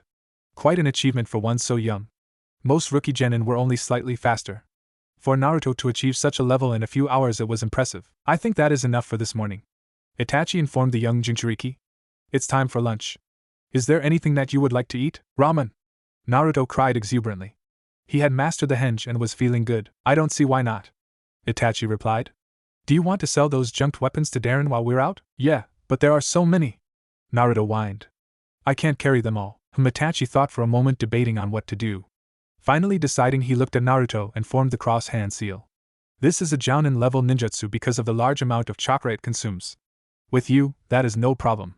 Besides, it is relatively simple. Is that the first seal? Naruto asked, coping Itachi. It's the only one. Like I said, it's rather simple. Itachi replied. This is called the Kagebushin no Jutsu. Naruto silently channeled a large amount of chakra through the seal. He poured roughly 30% of his chakra into the jutsu and was rewarded with 10 pops and 10 clouds of smoke. When the clouds disappeared, 10 copies of the blonde stood blinking and looking at each other. Alright everyone, listen up. Itachi caught all the blonde's attention. Everyone is going to henge into a civilian and then carry some scrap to Darren's. The clones and the original scrambled to follow their sensei's orders. They all disappeared in clouds of smoke and then reappeared as various civilians, all kids. They picked up all the scrap metal and ran through Konoha with an armload of black ninja tools. As soon as they were safely inside Darren's smithy, they dropped their henges and deposited their loads into the appropriate area. With this latest delivery of high-quality scrap metal, Darren was quite happy. Going to be a shinobi, eh? The muscular smith smiled at the blonde boy as he saw Itachi standing by the doorway. If you keep bringing me these, he gestured to the pile or assorted, junked kunai, shuriken and saban. When you need a specialty weapon, come to me. I'll forge you any weapon you'd like. Naruto's eyes widened at the generous offer. Specialty weaponry was very expensive due to the skills and high-quality materials required. Thank you, sir, Naruto exclaimed. Darren smiled at the boy's appreciation for his offer. Leaving the smithy with a smile on his face, Naruto followed Itachi to the nearest ramen stand. If the owners of the stand were demon haters, they didn't show it at all. The fact that Itachi, the heir to the Uchiha clan, was with the blonde, practically forced them to serve him and treat him nicely. Their lunch was uneventful, if you could call 8 bowls of ramen uneventful. By the time Naruto was done, he couldn't eat another bite if his life depended on it. The Kyuubi finished licking the last of his bowls clean when Naruto had recovered enough to continue training. With only an hour since they left training ground 12, the trio, remember the Kyuubi, returned and Itachi began to lecture Naruto on the Kagebushin no Jutsu. One of the many advantages of the Kagebushin is that it is a physical clone of you. Itachi began. These clones can fight, perform jutsus, think independently, and even learn. Learn? Naruto asked. Yes, I think that this requires a demonstration. Itachi replied and created a single shadow clone. Now just use less chakra than last time and try to create only one clone. The blonde closed his eyes in concentration and formed the seal. A moment later, 2 cuts of smoke disappeared, revealing 2 blonde clones. Not bad, commented Itachi's clone. Both of you, he pointed at Naruto's 2 clones, follow me. They disappeared into the worse, and a moment later Itachi asked, who won? You cheated with UI-sensei. Naruto replied automatically. Wait, how do I know that? Whenever your clones learn, you learn as well. Itachi replied. As you can see, they are useful for mate purposes. The jutsu was originally created as a scouting and recon method so one could send a clone to investigate deadly areas without worry in order to gather information. When your clone dispels, you learn everything that they learned. That's cool, Naruto replied. Would it be possible for me to use this ninjutsu? The Kyuubi asked. Itachi would have jumped if he hadn't been trained as an ANBU. The Kyuubi was sitting less than a meter from his feet. Looks like I can suppress my presence even in this body. It might be possible for you, Kyuubi-san. Itachi answered. Oh. You remembered. I respect your power, Kyuubi-san. Itachi replied without looking at the fox. I don't want to cross you. Very wise, the vixen said with a toothy grin. I wonder what would happen if Konoha was surrounded by 10 Miis. Freak out most likely, Naruto commented. So what else are you going to teach me, Naruto? To learn a Jounin level forbidden jutsu in a day is an impressive feat, Itachi replied. But before we move on, I'd like to make sure that you can bring out the full potential to the shadow clone. So you're a quality over quantity type of person when it comes to ninjutsu? Naruto asked sourly, really looking forward to learning more ninjutsu. Not at all, Naruto, Itachi replied. Then why not teach me more today? Naruto asked. I can already use the henge and shadow clones, so why not move on to another cool ninjutsu? When you have gained a good level of accomplishment with the Kagebushin no Jutsu, I can teach you many more ninjutsus, Itachi answered. If your clones learn and pass that on to you when they are dispelled, what would happen if 10 clones learned 1 jutsu a day for a week? Naruto was silent for a minute before a spark in his eyes grew to a vigorous bonfire. I'd learn like 70 jutsus in a week, Naruto exclaimed. Exactly, Itachi replied. Then let's get hopping, Naruto yelled as he greeted 5 clones and began to prefect the shadow clones. Naruto trudged home to the Hyuga clan estate from training ground 12. Although he wasn't physically tired, the mental strain of absorbing the memories of countless clones had left him in a daze. What a slave driver, complained Naruto mentally to the red fox that was walking next to him. Instead of hanging around the blonde's neck, the Kyuubi was on guard at his side ready for anything. Unfortunately for the duo, the Kyuubi's precautions were necessary. As soon as he had parted ways with Itachi, villagers had started to follow him. Block by block, more and more left what they were doing and followed him with a baleful glint in their eyes. Soon pebbles and small rocks pelted the blonde, but the 7-year-old didn't pay any attention to these missiles. They hurt, yes, but the Kyuubi's healing processes didn't take long to nullify the effects of the impacts. Gradually the chanting of Die Demon grew and larger, fist-sized, stones were being hurled at high speeds towards the relatively defenseless boy. Kit! The Kyuubi growled under her breath as she faced the crowd and walked backwards at the same speed as Naruto. I know, Naruto replied, but I don't want to hurt them. You may not have a choice. The Kyuubi muttered a few select curses that would make any sailor worth his salts cringe. In front of Naruto, a second crowd of villagers cut him off, trapping the boy and the fox. At this point, a kunai sailed towards Naruto, who dodged barely. The rusted and chipped ninja weapon seemed to be a signal of some sort, and all hell broke loose. Jiraiya, the Toad Sannin, and self-proclaimed super pervert, was enjoying a cold bottle of sake after a very productive afternoon. Konoha's women always gave him the best research material.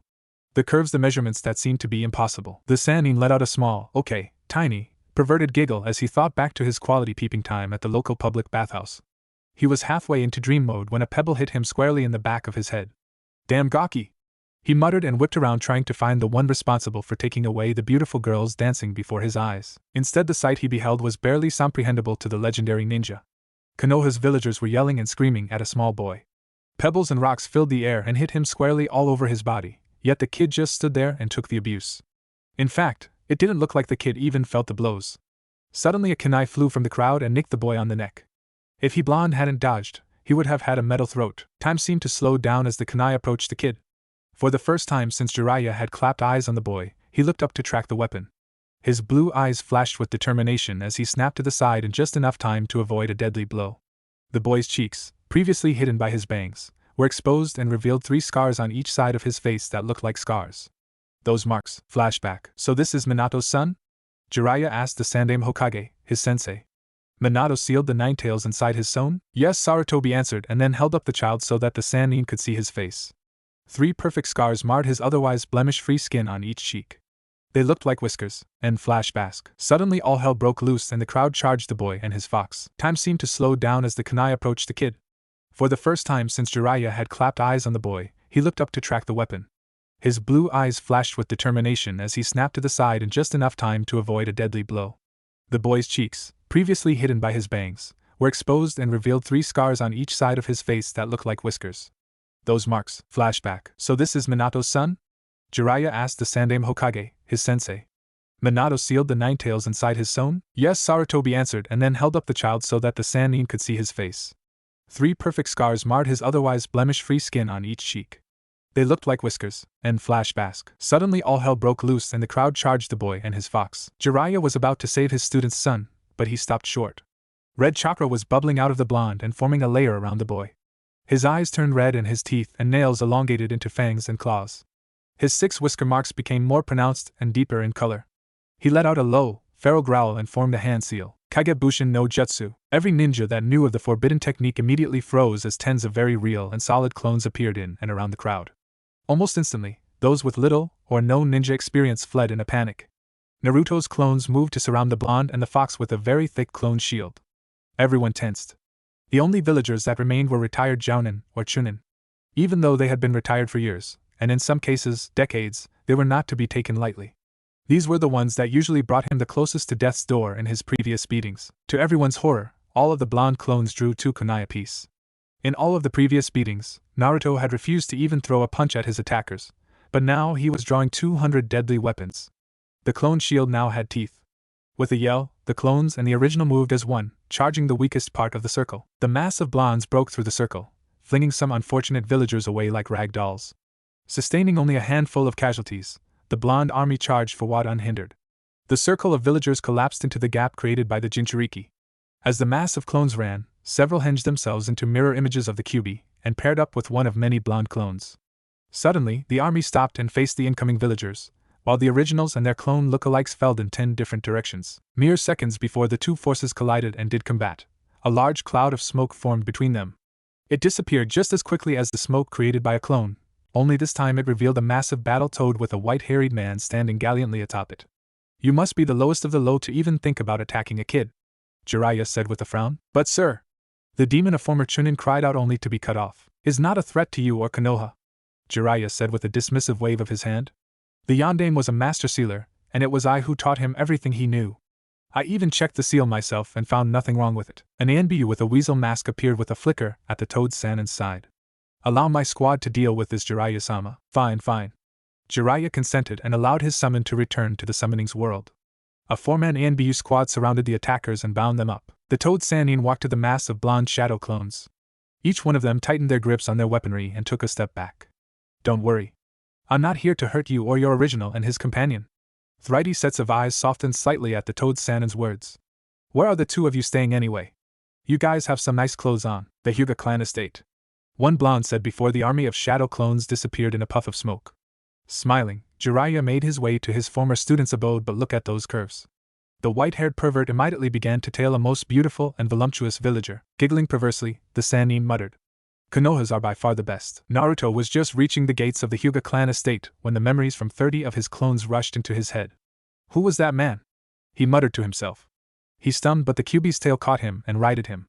The guard at the gate saw this and came to see how he was. Naruto had become a source of lively energy that the Hyuga clan would never admit they lacked. It was a refreshing break from the old dreary ways of the Hyuga clan. The blonde boy and his fox were the pulsing energy that livened Konoha's most formal clan. Naturally, some of the younger Hyuga had taken a liking to the blonde ball of energy. He had some sort of charm that gained him allies in some places, but unfortunately, not all the villagers were willing to give him a chance for his charm to work on them.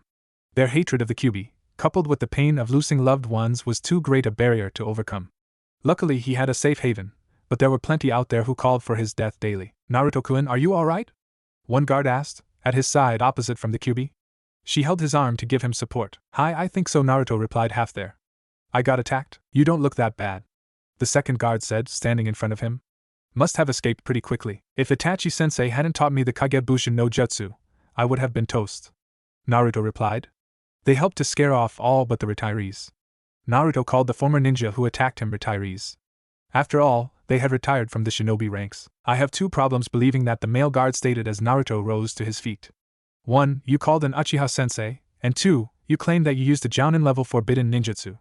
You haven't been training in ninjutsu for a day, yet you think that you can use such an advanced technique? Naruto didn't offer a verbal reply. Instead, he formed a hand seal and dumped the last of his reserves into forming a single, solitary shadow clone. Both guards were stunned to say the least, but quickly dismissed whatever doubts they had about the blonde boy and quickly carried him inside, leaving their third court companion to stay and watch over the gate in their absence.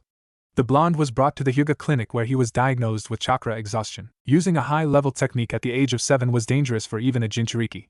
His body still hadn't been accustomed to the demonic chakra flowing through him and his enlarged chakra coils. However, the fact that he could operate at the level he had made his achievement even more remarkable. With the Kyuubi aiding our young blonde, his stay in the clinic was short. In fact, he was up and about within 2 hours, and the nurses were willing to discharge him only after an extensive examination with their Byakugan to make sure his chakra coils were functioning normally. Typically, when a ninja suffered from chakra exhaustion, the effects were caused by a lack of chakra flowing through their chakra system. Because the chakra system is so closely entwined with the major organs of the human body, chakra exhaustion is extremely dangerous. Ninja in the past have killed themselves from using too much chakra. That is why everyone was surprised when Naruto was walking about as if nothing had happened about an hour before dinner time. Some hypothesized that it was because dinner was so close that his body healed itself, while others attributed it to his seemingly endless supply of energy. Either way, the blonde and the fox were ready for dinner at 6 in the evening as they normally were. Jiraiya, Toad Sannin, Toad Sage, and all-around super pervert approached the gate to the Hyuga estate. He had just done some of the best research in a month and was feeling very good. His next book would be absolutely incredible. Jiraiya-sama, a guardman said in surprise. What brings you to the Hyuga estate this evening? Does a blue-eyed, blonde-haired boy around this tall? Jiraiya held his hand about 3.5 feet off the ground. With a red fox live here by any chance? You mean Naruto-kun? A second guard asked. Yes, he does. Did he do something wrong today? The guards we replaced said he was attacked, and that they didn't get much more out of him. He was suffering from chakra exhaustion, apparently. I see. The Sannin mumbled. May I see him? I was quite impressed by his shadow clone display. So the rumors are true, the third member of the guard said. I don't see why not. The first guard answered. Do you know the way to the clinic? I think I do, though it has been quite a while since I've been here. The Toad Summoner replied. Well, it's still in the same place on the northeast side of the estate. The guard replied. Shall we inform Hiashi-sama that you have arrived? Sure, I'll find him in the dining hall, correct? Jiraiya asked. Dinner is usually served at about 6, so you have about 20 minutes to see if Naruto is still in the clinic. That boy has inhuman healing abilities. Good to know, Jiraiya said before entering the gate. Good evening, but I think I smell dinner cooking and must be off. With that, Jiraiya walked over to the Hyuga clinic where he was expecting to find at least a conscious blonde boy to talk to. What do you mean he's at dinner? Jiraiya demanded, looking at the nurse in disbelief. Not that those curves could lie. He was up and about in 2 hours, and after a Byakugan examination he left about 15 minutes ago. The nurse replied. So I guess I'd better head over to the dining hall if I want to see him. That would probably be best. The nurse replied. He'll be eating with Hiashi-sama and his family. Thank you, my dear. The pervert super pervert thanked the nurse, but not after giving her a good long look before hurrying out the door. Sometimes it was best to not overstay one's welcome. Yes, sir. The QB couldn't help but drool at the smell of dinner being cooked. Her extra-sensitive nose didn't help either, as she could detect underlying scents of herbs and spices, which seasoned the meat. By scent alone, the Red Vixen could determine that it was a juicy slab of red meat, cooked medium well with a glorious smell to it. She licked her lips, eagerly waiting for the meal to begin, completely oblivious to the conversation around her. She was facing directly at the kitchen door, and there was nothing that was going to distract her. Naruto, I know that you feel fine, but I think that you should still take it easy for a little while. Hana said, smiling at the boundless energy that flowed from the blonde Jinchuriki. I know, but I just can't wait for dinner. Naruto grinned sheepishly. Q-chan isn't talking right now and she's staring at the kitchen door, so something must be amazingly well cooked in there. Can't wait to dig in. Naruto-kun, you need to learn patience. Hinata giggled at the blonde's antics. I waited for an hour in the clinic while they ran checks on me. Naruto replied. Isn't that long enough for one day? It's a start, Naruto, but a ninja must have extreme patience. Hana said as a branch member entered the room and whispered something into Hiashi's ear. The head of the Hyuga clan immediately called for everyone's attention. Everyone! I have something to announce. Everyone gave him their attention and turned to face him except the QB, who simply flipped her ears back to hear the clan head better. Her nose and eyes were glued to the kitchen. My Genin-sensei is coming for dinner tonight, so please be on your best behavior. A chorus of "Hi" resounded through the dining hall as a member of the kitchen staff hurried out with another place setting. Until she realized that the meal was not coming, the QB was standing at attention licking her chomps. Q-chan, Naruto said in somewhat of a loud voice. You expecting dinner so soon? Shut it. I'm starved. The vixen snapped, a drop of drool escaping her jaw. If you had my nose, you'd be looking forward to this meal. How can you be hungry? Naruto demanded. You're not the one who did serious training with the Scarred Uchiha. Scarred Uchiha? Hiashi asked, entering the conversation in the middle. I thought that you were being trained by Uchiha Itachi. The little runt respects my power, the QB answered. That's all. With the interruption over as far as she was concerned, she resumed her duties of kitchen door watcher. Itachi-sensei practically freaked out when Q-chan started to talk to him in Gigi's office the other day. Naruto explained. He kept calling her Kyubi-sama and stuff like that until she told him to call her Kyubi-san or something like that, can't quite remember. The assembled Hyuga's sweat dropped at the blonde's remark. Naruto could list off the address of every ramen stand he had been to in the past month, but he couldn't remember what his demon companion told his sensei what to call her. Oh well, he was only 7 after all, and ramen was much more interesting than formal names and such. He called the Hokage Gigi for crying out loud. I see. Hiashi replied slowly. The door to the dining hall opened, and in walked a silver-haired man. He had red markings on his face, which made him look wild. Hiashi stood up and walked over to greet the strange man. May I have everyone's attention? Almost instantly, everyone shut up and looked at the duo standing by the door. The cool, calm and collected Hiashi was the absolute opposite of the wild man standing next to him. This is my Genin-sensei, Jiraiya the Toad Sannin. Said Sannin waved hello to the assembled Hyugas and blonde Uzumaki. There he is.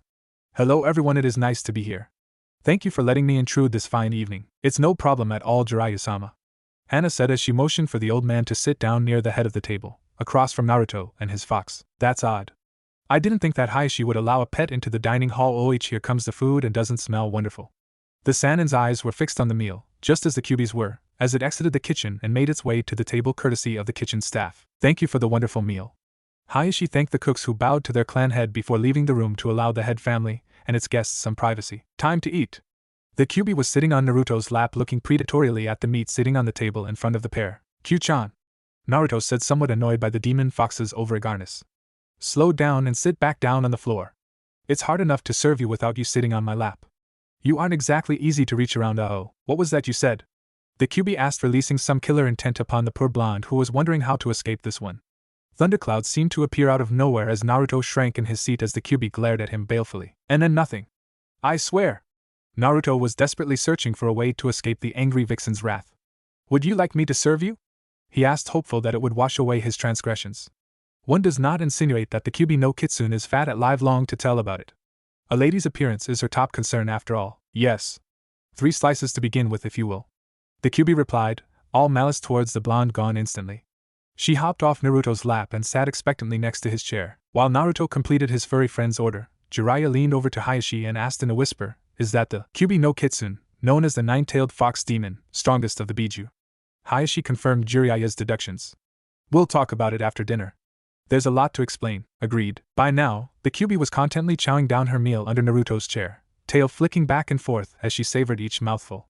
How sweet it was to have some great food like this. She has almost forgotten after spending 7 years sealed inside her Jinchuriki. The meal went along smoothly until Naruto looked over to Jiraiya and frowned. Then it dawned on him. Hey, old man, you saved my tail earlier, didn't you? A tick mark appeared on the Toad Sannin's forehead as the blonde clone of Manake's Minato sat in front of him and called him old. Just like his father. You're welcome, Gaki. But you should know that I'm at this point in time, the Toad Sannin of Konoha, student of the 3rd Hokage and sensei of the 4th, did his weird introductory dance including summoning a toad to stand upon. You see, Gaki? Oi, Hiashi-san, how do you know this old coot anyway? Naruto asked the clan head, completely disrespecting Jiraiya. He whispered in a slightly loud whisper. He seems crazy to me. A second tick mark appeared on the Toad Summoner's forehead as Naruto disrespected him again. Naruto, be polite. This is my Genin sensei. Didn't you hear me before? Hiashi replied. Naruto shook his head. Nah, the fuzzball was distracting me when she was waiting for Diner to come. Naruto's answer was so innocent, and his bright blue eyes and cute blonde hair didn't bring the innocence into question. Well, next time, please try to pay attention. Hiashi reprimanded the 7-year-old. Okay, I'll try to pay attention.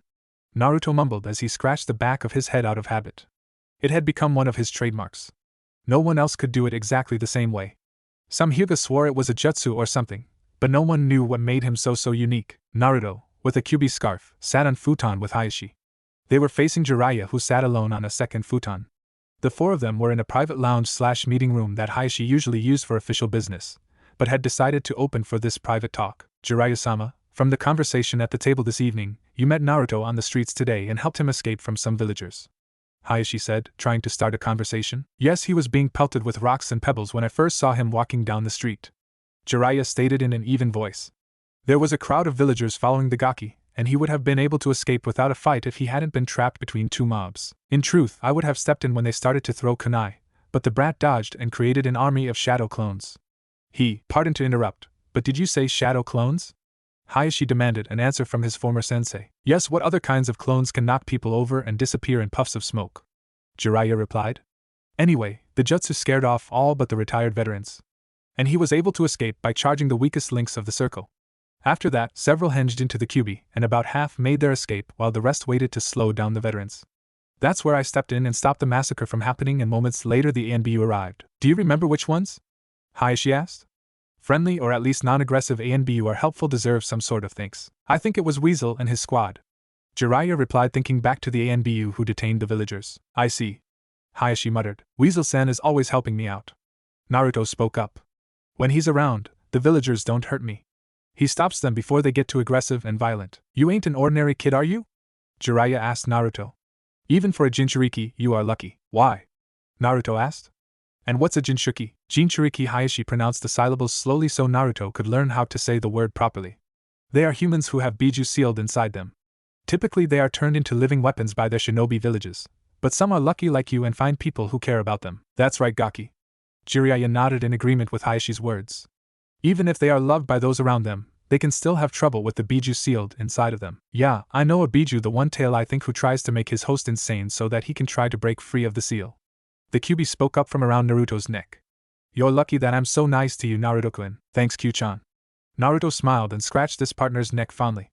The vixen's legs twitched involuntarily as she enjoyed her treatment. Ah. She sighed contently. A little more to the left, down a little right there, all.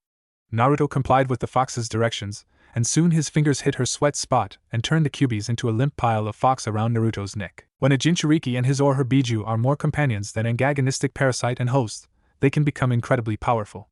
Jiraiya said to Naruto. I think Yugito and the Nibi are on good terms, and thus they are able to work as a team. She has created a few techniques unique to her and the Nibi, and I think that she'll teach you how to create some jutsus that only you and the Kyuubi can perform together. Wow! Naruto was paying attention to the hermit now. Would they be super powerful? They could be. Jiraiya replied. Jinchuriki have lots of chakra thanks to their bijus, so most Jinchuriki techniques require a lot of chakra. Amounts that would kill most elite jounin. That's so cool. Naruto stated, eyes zoned out imagining awesome ninjutsus. Well, I think that it's time for you to go to bed, Naruto. Hiashi stated. Naruto nodded his head and stood up. Good night, Hiashi-san, Jiraiya-san. Naruto bowed just a little to the two of them and then stepped out of the room, closing the door behind him, and walked slowly down the hall. Through the walls he could hear Jiraiya and Hiashi continue talking. So has our dear Naruto tried to get up with your daughter? Jiraiya giggled a little perversely. Naruto froze in the hall and pressed his ear up to the wall. Jiraiya-sensei, I would appreciate it if you did not think such perverted thoughts about my daughter and Minato's son. Hiashi replied. So you know. Jiraiya stated, suddenly serious. Hi, Sarutobi-sama showed me his birth certificate. Hiashi answered. Don't you think that it would help his standing with the villagers if they knew his parents? It might, but I know for a fact that Minato didn't want Naruto to know until he was a teenager. Jiraiya replied. I read his will. Naruto would have listened longer, but a branch member was coming towards him on his nightly patrol. The blonde scooted away from the wall and walked to his room as if nothing had happened and that he hadn't eavesdropped on Hiashi and Jiraiya. So what do you think about that conversation we weren't supposed to hear? Naruto asked the Kyuubi from the privacy of his own mind. He began to brush his teeth and get ready for bed like he had done for the past month while living in the Hyuga estate. The way they were talking about this Minato person, I'd say he is your father. The vixen replied through Naruto's mindscape. This silent form of communication made the duo much more effective at thinking and discussing things. It's easier to think your words than say them aloud. So do you know who he is? Naruto asked. Because I have absolutely no clue. I don't know Naruto-kun, but we could go to the Hyuga library and search through old records. The nine-tailed demon fox replied. I'm not sure, but it's like a wisp of a memory. Flashback. Namikaze Minato felt the cold, death-like spectral hand reach through him as the death god stretched its arm out through Minato and towards the rampaging Biju. As soon as its arm reached its target, the nine-tailed fox froze. A blinding light filled the ravaged war zone as Minato directed the Kyuubi's form into his son. Almost instantly the demon was gone, and on Naruto's belly a swirl seal formed as black as the midnight sky. Demon, if you can hear this, know that you will never escape. The fourth Hokage coughed as the death god moved in to claim its payment. Aid my son in becoming the best person he can be. His voice weakened as life began to leave his body. Teach him how to be strong, guide him to be a person of honor and courage. Minato was on his final reserves. The force of the death god couldn't be delayed for long. Help him learn my jutsu and become even greater than I. With his dying breath, Namikaze Minato managed to whisper. I love you. He couldn't hold out any longer. With a savage yank, the death god pulled Minato's spirit from his body and ate it, slowly disappearing into nothing as he swallowed. And flashback. Deep inside the Kyuubi's head, she processed this memory from when she was sealed inside the baby Naruto. I can't just tell him. Naruto's thoughts snapped the Kyuubi back to the present. That's a great idea, Q-chan. Let's go tomorrow. Exactly when were you planning on doing this research? The demon vixen asked. In case you forgot, you have ninjutsu training with Itachi tomorrow in the morning, and then you're going to be working with Yugito and Nibi in the afternoon. So? Naruto retorted. I'm sure we could squeeze it in somewhere. Maybe, but we won't have a lot of time to work every day. The Kyuubi stated. Oh well. Naruto sighed as he climbed into bed. The Kyuubi slipped off from around his neck and curled up on his stomach, right on top of the seal, and curled in the same direction as the black center swirl. Good night, Q-chan. Good night, Naruto-kun. Jiraiya and Hiashi were deep in conversation about who else Naruto. I don't know why Sensei trusts Itachi with Naruto's training, but if the old guy has a reason, it is probably a good bet that Itachi is alright. Jiraiya stated. I know, but something still feels off about the Uchiha's plots. Hiashi replied. It doesn't help assuage my worries that it's the clan head's son and heir to the clan who is informing Sarutobi-sama about the Uchiha's moves. It's just really risky. In the game of espionage, tricks are all that some have to stay alive with. Jiraiya stated. He was Konoha's spy master, so it was a safe bet that he knew everything when it came to intelligence gathering and counterintelligence. Tsunade the legendary sucker would probably rake in the cash if she bet on Jiraiya's spy knowledge. So Itachi's a double agent, and is training Naruto on the side in lieu of missions. Hiashi mumbled, something very uncharacteristic of the calm and collected Hyuga. It's quite possible that Itachi is also training on his own in preparation for whatever the Uchiha have planned. He's probably avoiding his father's suspicions by claiming it's for their plot. He's in a tricky position. He may be a prodigy, but even with the Sharingan, he wouldn't be able to take out the Uchiha clan. You don't think it'll come to that, do you? Hiashi asked, uncomfortable with the idea of such a clan killing. It might. Jiraiya said simply yet gravely. Naruto awoke to the sound of birds chirping outside his window. It was too early, way too early. No one should be forced awake at the ungodly hour of 6 in the morning, yet Naruto willingly, a little grudgingly, got up. The blonde picked up the contently snoring Kyuubi and moved her so that she wouldn't be rolled off the bed when he stood up. Naruto stumbled over to his bathroom and dunked his head into a sink full of ice-cold water. Stars danced before his eyes as his brain tried to process the freezing signals his skin was sending. Naruto gasped as he withdrew his head from the icy water. His head pounded as brain freeze set in. It was painful, but it was the only way to wake up quickly. He had research to do and he needed to make the time to do so. After partially drying his hair with a towel, Naruto ran his fingers through it, causing it to spike up. Normally his hair was droopy in the morning, but as the day wore on, it grew spikier and spikier. Naruto was about to open his door and leave when he remembered the Kyuubi sleeping on his bed. He walked over and picked her up and set her around his neck.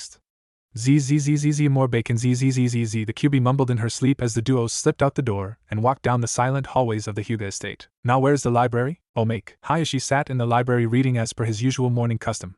He sipped his cup of tea, enjoying the herbal flavor. Oh, Hiashi-sama, I didn't notice that you had left. Welcome back. Thank you. Hiashi sat upright as he heard his voice emanating from the entrance of the Hyuga clan library. Hiashi stood and froze.